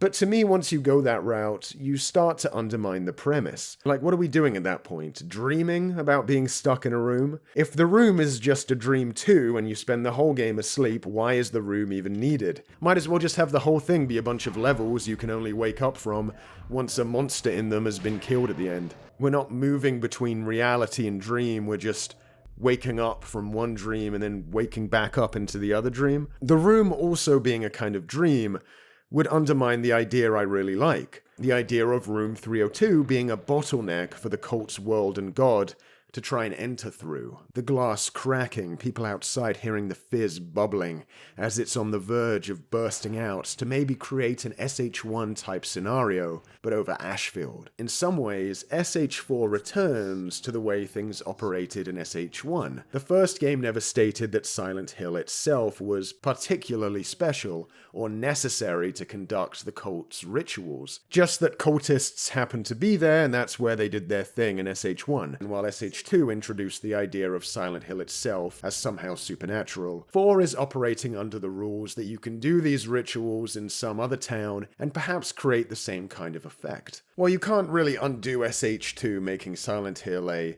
specifically mystical place before SH1's rituals even happened, I do like the idea you could take away in 4, that you can do these rituals anywhere. It's maybe just a bigger effort to break through sans psychic girls, demon fetuses, or the SH2 version of the town that has magic energy dating back centuries. This whole area used to be a sacred place. Without those things, rather than an instant hell world, you get this clogged pipe of an entry point with apartment 302 that needs serious work to unclog. Anyway, it's time for the final level. While the apartment level was more open before, this time they rejiggered it into a more linear level, cutting you off and forcing you through various rooms in succession for a more straightforward gauntlet of enemies, which makes sense for the final segment. The final mission is clear now, and it's time to charge down that one-way road to the umbilical cord in Sunderland's room. The level design reflecting that. Ghosts, ghoulies, and Walter from a camping sniper point all show up to impede your progress. Once you're at the bottom though, there's an extra step before getting into Frank's room. You have to find a series of bodies and make them disappear. Touching them triggers short audio flashbacks to when Walter was a baby, shortly after being born in room 302. I told you we shouldn't have a baby, didn't I? and the bodies look like Walter in a straitjacket, which I suppose is a bit of an on-the-nose way of telling us that these were the catalysts that would lead to his madness. Hurry up. Get that. Getting symbolism in Silent Hill right is tricky. You want to strike the right balance, where the imagery evokes a specific feeling in the moment words could never quite convey, without making it so obvious they might as well have used words, or too cryptic or too broad, so you're not feeling anything. In this regard, the Silent Hill games have taught me something about writing analysis too, even though writing criticism is very much about spelling something out. You can say something in a game is great, good, mediocre, or bad, but to say those are the only 4 things we can feel about something would be untrue. So maybe feelings about something can be phrased in a different way, with metaphor or allegory that hints or suggests a more concrete point, hard to put into certain terms. Not to be obtuse, but to communicate a feeling hard to convey with yes, no's, maybes, or a score from 1 to 10. I've used the Silent Hill games' visual symbolism as analogous to this way of writing. But of course, Silent Hill has examples of that kind of writing too. That flexibility is also important. Words or images or even music. The communication language doesn't matter. It's about just using whatever evokes the feelings or thoughts the best. In little chunks you get to hear the moment Walter's parents abandon him, and the music that plays really sells the moment. Anyway, let's get out of here. I can't stand it anymore. It has a whiff of nostalgia to it, but drowned in sadness and regret. As if to say, if only maybe this moment had been different, all of this could have been avoided. The visual horrors around you are poignantly defanged by this music. Henry's uncovering of Walter's fragile, sad origins make these monsters and walls of blood start to feel like the pathetic tantrum they truly are. The game also wisely has Eileen stay in a different room while you do this, so watching her isn't another concern on top of dealing with enemies and listening to these flashbacks. I'm the type of player that brings Eileen everywhere where they can to make sure I definitely have my eye on her. So it's good the game just didn't let me do that here, because I would have definitely brought her into this segment. His parents just threw him away right after he was born. I've gotta help him.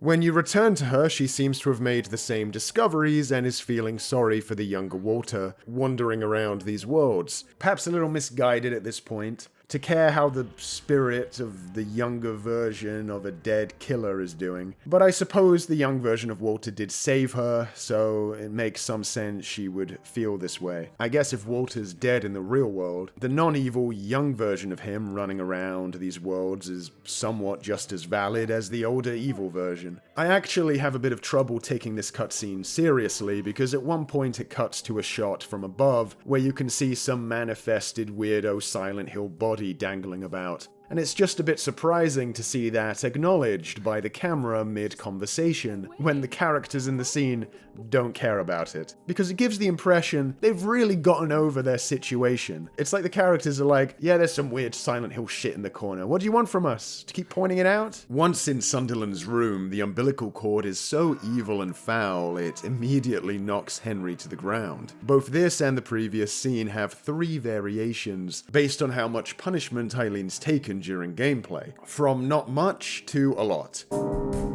It's terrible. That poor little boy. My head hurts. Daddy?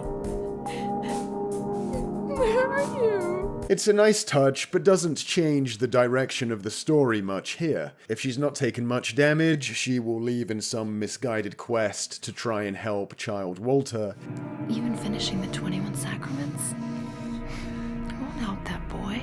And if she's cursed, she'll leave because she's being possessed by what seems like Walter's childish id and wants the ritual to be carried out. What's really quite interesting is in the version of the scene where Eileen is at medium health, she still leaves in a possessed state, but her dispassionate way of talking to Henry, saying his full name but while also reiterating that they need to stop Walter. Going back, Henry Townsend.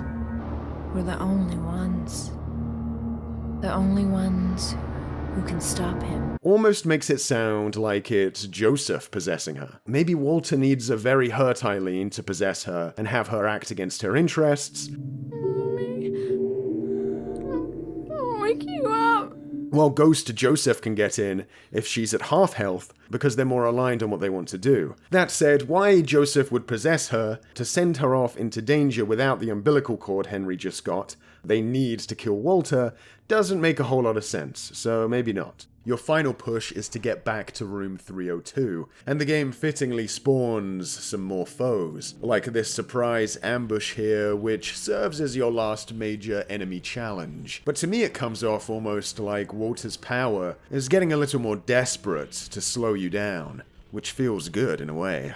Once back in 302, you have a final prep before going into Walter's ritual room and descending into one last portal of sorts to where, if the Crimson Tome is to be believed, his true form inside the nightmare world is actually hidden. Interestingly, when you get back, his corpse is gone from the ritual room, and this could imply many things. As far as the real world goes, there is no truer form of Walter than the corpse, and now that it's gone, does that mean it's been absorbed into the other world to become this big gloop form mentioned in the Crimson Tome? Or has this giant form been hidden off screen the whole game as Walter's true form in the other world, and the corpse disappearing is unrelated? At least the former suggestion gives us some kind of answer, as opposed to the corpse being gone just being kinda spooky. This circular room on top of the final room the portal puts you in is weirdly one of my favorite parts of the game. Might have something to do with it being one of the only truly new rooms you've seen in like 5 to 6 hours, so that does help of course. But it's got a mystical energy lacking in much of the rest of the game too. Clouded in a kind of mist, it's one of the few areas to feel this visually obscured,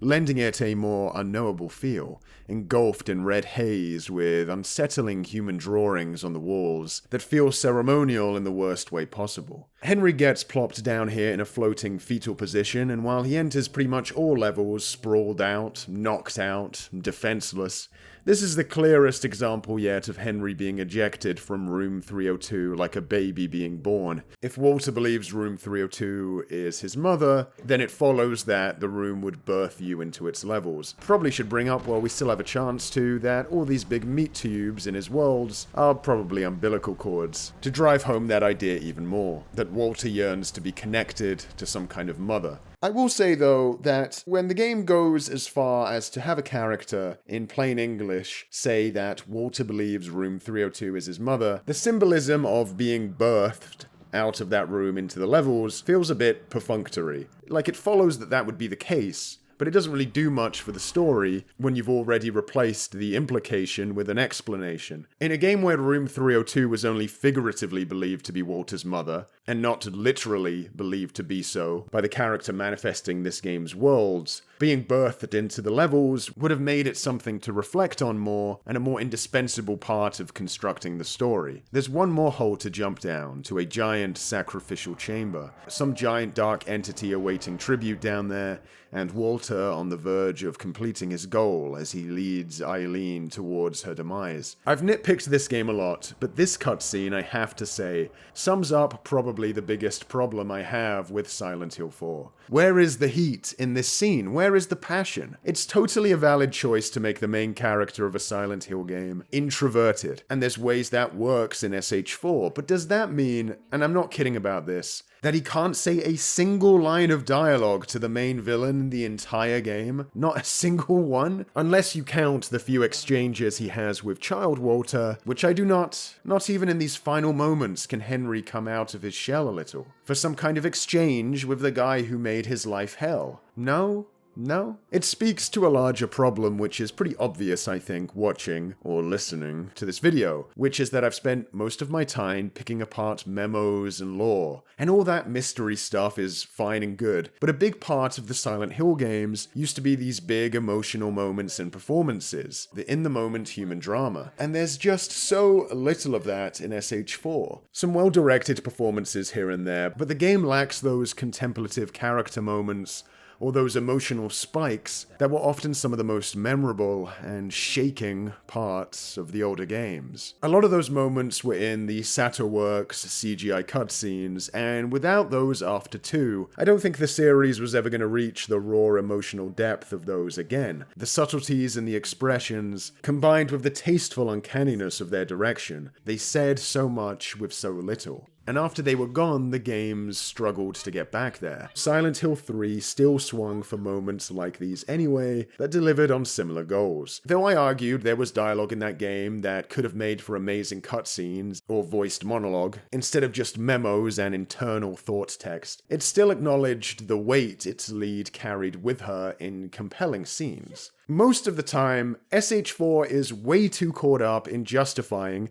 to arguable success at that, its admittedly good premise, to do the heavy lifting of being an affecting story. And for all the convoluted aspects of the previous games, you could miss certain things or not understand everything and still get said affecting story out of it by the end. With SH4 we can disagree whether certain plot elements should be described as poorly explained or intentionally mysterious, but either way narrative puzzles like those should be the added flavoring, not the main course, as SH4 is so intent on making them. As a result, it makes confusing plot elements a much larger black mark on this game than if they were constantly being overshadowed by great drama. As Henry looks on, merely vaguely miffed at his mortal enemy, it's hard to imagine many people feeling deeply affected. The fight is better than the cutscene though, just on a basic level thanks to the rawness gameplay alone can bring. So again, according to the Crimson Tome, this giant monster tied up in tubes trying to escape its own skin is the real Walter, whatever that means inside his weirdo world.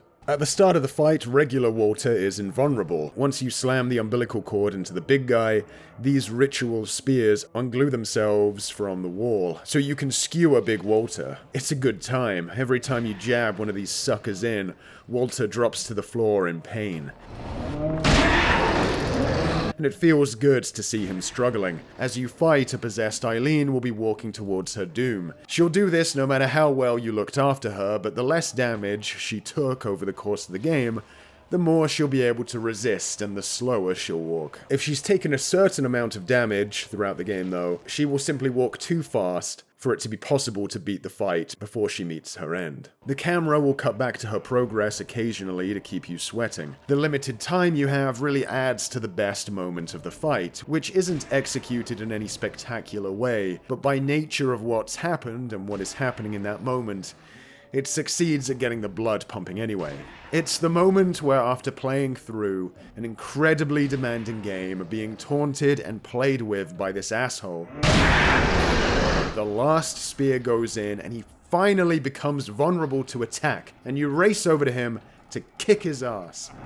It's hard to not feel a visceral animal instinct kick in the second that final spear pierces its target. After it goes in, these last few minutes of the game are basically the only ones where you're not a rat in a maze at another's mercy. You finally have equal power, are on an equal footing with the villain. It's a rush to immediately use that new power to run over and start smacking him about. Now, the gameplay of the fight itself, Henry versus Walter, yeah, it's pretty terrible. It looks absolutely ridiculous. Henry's tanking bullets one moment, and then the next, he's getting thrown across the room when Walter does, I kid you not, his spin attack. But in spite of all that, I don't know, I find something kind of hardcore about a Silent Hill game ending with two guys just beating the shit out of each other. There's nothing stopping you from breaking a spin attack out of your own, to make things fair. It's tricky, but this is a fight where you can actually use the dodge function with some reliability. Since the timing between Walter raising his arm and shooting his gun is consistent, you can use that to your advantage to dodge the bullets consistently too. Which again is insane context for a final boss in a Silent Hill game. Playing as a guy who's ducking and weaving around bullets. Once Walter is beaten, 4 possible endings can trigger. The best ending occurs if you save Eileen by looking after her throughout the game and beating Walter fast enough, in addition to clearing out the hauntings in your apartment to the best of your ability. The ritual of the 21 sacraments fails, and Eileen wakes up in the hospital. I really dislike how the endings are some fuzzy clips of in-game graphics pre-rendered out into FMV. Crushing the moment we see Henry being freed under a bunch of pixelation weirdly makes it feel kind of suffocating, which should be the opposite sensation you have when finally seeing him outside. His first steps outside are treated with very little ceremony too, with just a crossfade to him already out. At least he's stumbling away from the building. That's pretty badass. Henry visits Eileen in the hospital. For some reason they have this cheesy, almost Ave Maria soundtrack blasting. Thanks. A bit unnecessary, and don't expect any self-reflection from our heroes or anything before we hit credits, or, any dialogue from the protagonist at all. The execution of all this is pretty weak, but I do like the point that SH4 gets at by the end. Henry is an introverted guy. Taking his behavior at face value, he may even have some kind of neurodivergent condition, but only by reaching out to another human being and helping them, in gameplay no less, can he achieve the best outcome and beat another lonely person who shunned real human connection for his own twisted, selfish fantasies. I like that message, especially delivered via the introverted hobby that often is single-player gaming. You sure do have to work for that outcome though, and the other endings are pretty much objectively worse. If you save Eileen but fail to clean out enough hauntings, the ending is pretty similar but a little bit worse. The sacraments fail, Eileen is saved, but Henry's room remains infested, implying some kind of evil has still been let out into the world.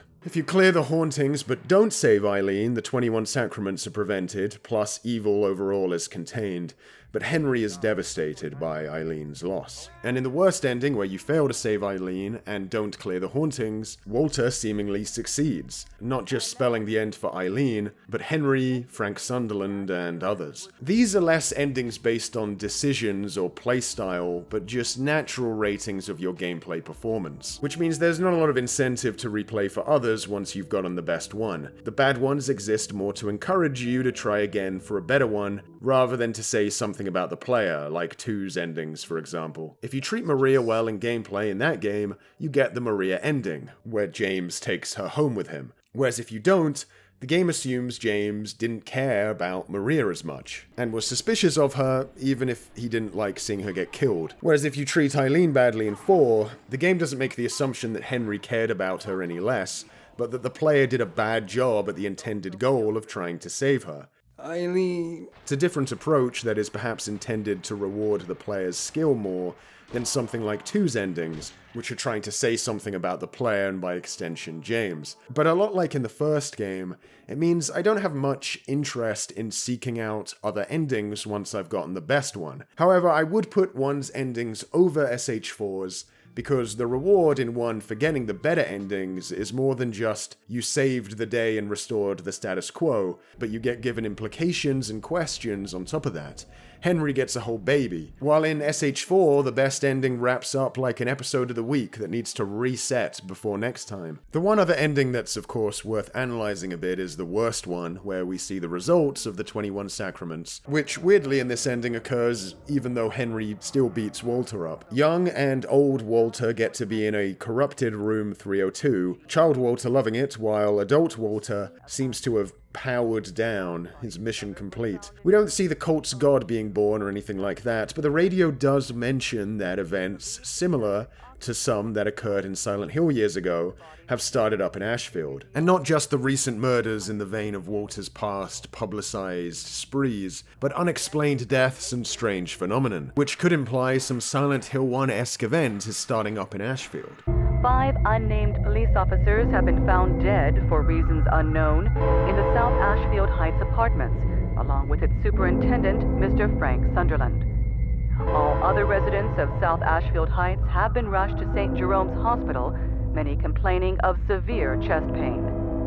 These strange incidents are similar to the ones which occurred in Silent Hill some years ago. I guess if that's true, then the 21 Sacraments does do two things. Summon the cult's hellworld and grant the summoner some kind of thing they wanted. In Walter's case, being with his mother again. Though since we know that Room 302 isn't actually his mother, I suppose he gets what he thinks he wants, while the cult's hellworld starts seeping into reality. I don't know if this implies Dahlia knew that the entire time and misled Walter to think the room was his mother completely on purpose or not. Maybe she didn't know, and while events similar to SH1 are occurring in Ashfield because of the 21 Sacraments, it's not the resurrection of the god Dahlia wanted. And there's just some Walter nightmare-themed horrors manifesting around the real world as a byproduct of his mum wish. So basically, they include an ending where the villain wins, and it just raises more questions about what he wanted and whether he succeeded. Thank you, SH4. Either way, this is probably one of the most crushing endings of any of the games. It's just a straight-up failure state. Kind of a risky inclusion. The possibility that a player can really fight through the game in spite of its frustrations and get told at the end that they lose anyway. SH1 has some unhappy endings, but the game is much shorter and less challenging, so I could see someone getting one of the bad endings, but trying again. But with SH4, to be honest, I think you should just give the player any kind of win if they made it through all of this.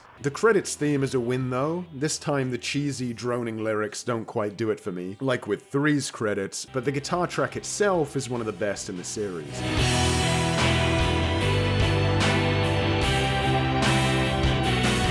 It's one of those amazing Silent Hill tunes that manages to be melancholic while still being touching, rocking, and anarchic. It's a nice note to end this on. Anyway, we're out of things to talk about now. Like I've said a few times already, SH4 is the numbered SH game I feel the least pull to replay over again. A lot of the wasted time spent loading back into the room and managing all the stuff you have to. Make a wrong move in SH4 and you can be brutally punished. But once you know where a lot of the traps are, it can be quite quickly beaten on replay. Even then though, the appeal of a breezy quick replay is squashed with the percentage of time spent loading and item box busywork only magnifying during a fast run at the game. The orphanage door key puzzle becoming especially excruciating to redo on replay. And then of course there was plenty of time wasting, first time or otherwise, that was never compelling. The unlockables aren't all that good either, which I think is a real missed opportunity. While it could have harmed the mood of the game on a first run, I think New Game Plus could have been a fun time to let the player customize the room maybe. Let them unlock additional perks or decorations to the room that could have helped with hauntings, or provided other benefits, or that just simply looked cool.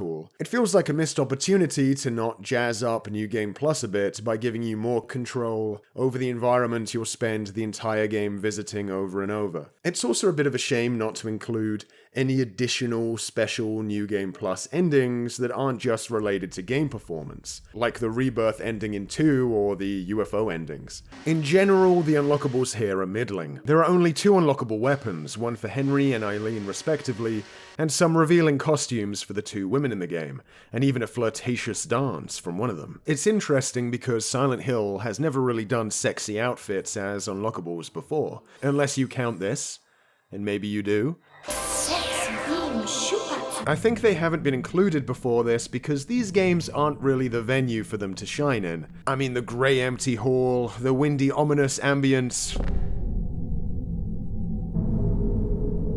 It's hard to say, it's getting hot in here. You know, this isn't like some outrageous action or fighting game, where it's all about how cool, flirtatious, sexily dressed women can be kicking ass, in which unlocking more hot outfits in the post-game is like, yum yum, another slice of cake. This is a series that deliberately puts flirty, suggestive women into the nastiest rooms imaginable to give the player uncomfortable mixed feelings. So when the game tries to offer said situation up as some kind of reward for beating the game 4 times, it doesn't feel like a reward at all. It feels like they were scrambling at the last moment to come up with some kind of prize for playing the game this much. And this was what was quickly whipped up without much thought. Having the woman who exists to throw up and die 10 minutes into the game stick her ass in your face. It doesn't feel rewarding, it feels more like the game is making fun of you for bothering. Silent Hill 4 is a tricky one for me. For me, a game can be either 2 things. A game I think think is good and a game I respect. Ideally, a game is both, but sometimes a game can be good, but not something I respect that much. For example, maybe a derivative sequel or remake that executes on a series of mechanics we've seen before well enough to where it's hard to call the game not good on some level, but they're not creative works I respect. I do respect Silent Hill 4 though. It's unique and bold and dangerous in a way few big publisher titles are, and few sequels are, but I unfortunately struggle to wholeheartedly call it good. There's plenty to commend here. In SH3, they were already getting concerned that the town of Silent Hill was running out of steam as a location, finding workarounds to make levels outside of it. SH4 wisely continues experimenting down that path with a story that has its origins in Silent Hill, and even has time for a few new locations near the town to be drawn up, but while looking for new places and new opportunities to experiment with the Silent Hill series brand of horror. Having your series play host to an ambitious new horror game structure with Room 302 is also the kind of swing that's very uncommon. It's hard not to give some credit for the fact that in a world that's so often comfortable with limp iteration, that this was the game they pressed to discs with the title Silent Hill over, as well as a number. But the game's quality does not match its ambition, and the result is a tricky-to-balance core gameplay loop, mired in annoyances, and frankly padding. Rushed presentation, a challenge that frustrates by being bathed in busy work, sections that feel totally devoid of point, and a story that revels in lore and hints at, but forgets to really bring the drama. At the same time, for a universe that can tape over a lot with its supernatural premise, I have to admit the story features what I can only call plot holes, and amidst all this, it manages to be the most tasteless Silent Hill game, while gaining little from the attempt, and only standing to lose in what instead feels like a desperate attempt to shock without putting in effort. Yet the final point the title tries to make, I think, still carried with it the heart of a Silent Hill game, even if it was smothered in this game's case by cut corners and an overemphasis on cheap edginess here and there that accomplishes, again, not much. A lot of the creative decisions fall short of their intended goal. The seams show more than usual, as certain moments ride the line poorly between blunt, sudden scares and cheap, quickly thrown in randomness. Your mileage may vary on what side of the line they may end up falling. Is it unnerving to have the loading screen what I assume is Walter quite literally T-posing, or just extremely dumb? At least you can make him a little wide guy with the sticks. A big problem with the game too is that I just don't find the main focus of the story that interesting. The story of Walter Sullivan piecing together his timeline is a compelling enough puzzle for the player, but the actual exploration of the character through said memos, and more importantly through the environments that Silent Hill is famous for using to explore characters, just doesn't do much for me. That's because Walter is so crazy, so far gone as an individual, that it's hard to really care what his inner mind's imagery says about him. His actions, and even his behavior when you do encounter him, makes him hardly seem that different from some mindless supernatural monster. There's all this imagery in the game alluding to childbirth, but the character to which this is relevant to is so unrelatable and alien that I can't summon much interest in pondering any of it for long. The exploration of characters like Alessa and James and Angela, these more complex characters with shades of light and shades of grey, there were relatable elements to their backstories that just made the imagery you stumbled on more compelling and more interesting to think about. Having innocent child Walter running about seems to be an admission that adult Walter lacks a certain depth, sans any kind of relatable or redeeming qualities. Not very interesting. But young Walter feels like a sloppy and ultimately unsuccessful attempt to crowbar that complexity in. I'm not saying a villain always needs to be some complex, multi-layered character, but it does seem like a prerequisite in a game that specifically decides to be about exploring the psyche of its villain for hours. You know, for the whole game. Dahlia wasn't the most complex villain in the world in the first game, but in that game it's not her thoughts and feelings that the levels are built out of. Ironically, a character like Henry with his weird behavior, somehow both intriguing yet frustrating at the same time, is more interesting than Walter. I know his name and face, but That's about it. Even though Quiet Henry is one of the sturdier columns holding up the themes of this game, it also can't help but dampen a bit the moment-to-moment exploring when, say, interacting with the environment. Heather will see a broken bottle on the ground or something and launch into a monologue about second chances and life after death, but Henry will see a vending machine and go, I wonder what it was vending anyway. The prior games seemed way better at emphasizing their strongest areas. Inventory screens may have been left blank and minimalist, and certain combat scenarios weren't thought through as much as they could have been. But when it was time to go all out, they did. Story was complemented by rich, dramatic scenes filled with titillating, suggestive human expression. Exploration was gripping, with missable rooms just as detailed as obligatory ones. Gruesome tableaus filling up rooms one moment, and Shakespearean brain teasers etched just out of sight the next. An atmosphere that drowned you in an absorbing, dense texture. I don't like my videos to be seen as replacements for playing a game. Not that a video could ever really function as a substitute for actually playing a game like this. But that doesn't stop people, and the more context I offer up, I assume will increase the chances that people who haven't played a game but watch a video about it are to put off playing or, in the end, not bother. So most of the time I don't necessarily go out of my way to go through every aspect of a game in detail, or give the viewer context for every event or moment I'm critiquing. My Silent Hill videos, unfortunately, do risk being used as replacements because I do basically go into every detail. But I do that with them because to me the Silent Hill games are about detail. They are about the tiniest moments, and I can't help but analyze them in that way, going through it all with a fine-toothed comb. On some level to honor the thought and work that went into said detail. When analyzing Silent Hill 4 in that way though, unlike the previous 3 games, it doesn't quite hold up to that approach, even if more generally it could be described more positively. Occasionally, even when looked at with the same methodology I've used for the other games, we can dig up some golden nuggets. But when combed through the same way I approached the other 3 titles, it comes off flabby, disjointed, and a little rushed. Something about it doesn't come together from the gameplay down to the core themes. In the previous 3 games, the kind of imagery you would get stretched out in all sorts of different directions, but was usually unified under one thematic umbrella. But here, what does separation anxiety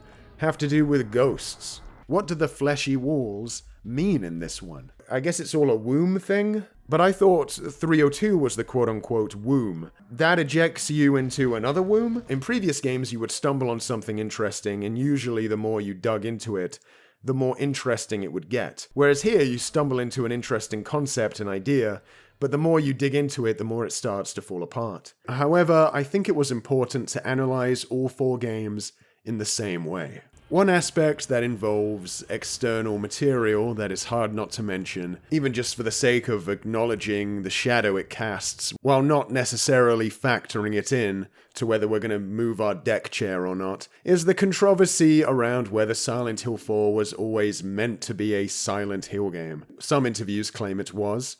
Others claim it wasn't. Maybe the game was conceived as a separate thing, or a side project, or spin-off first, but then by the time development properly got going, things had changed and it was made as a Silent Hill game from that point on. So maybe in some context it always was one, and in others it wasn't. Who knows?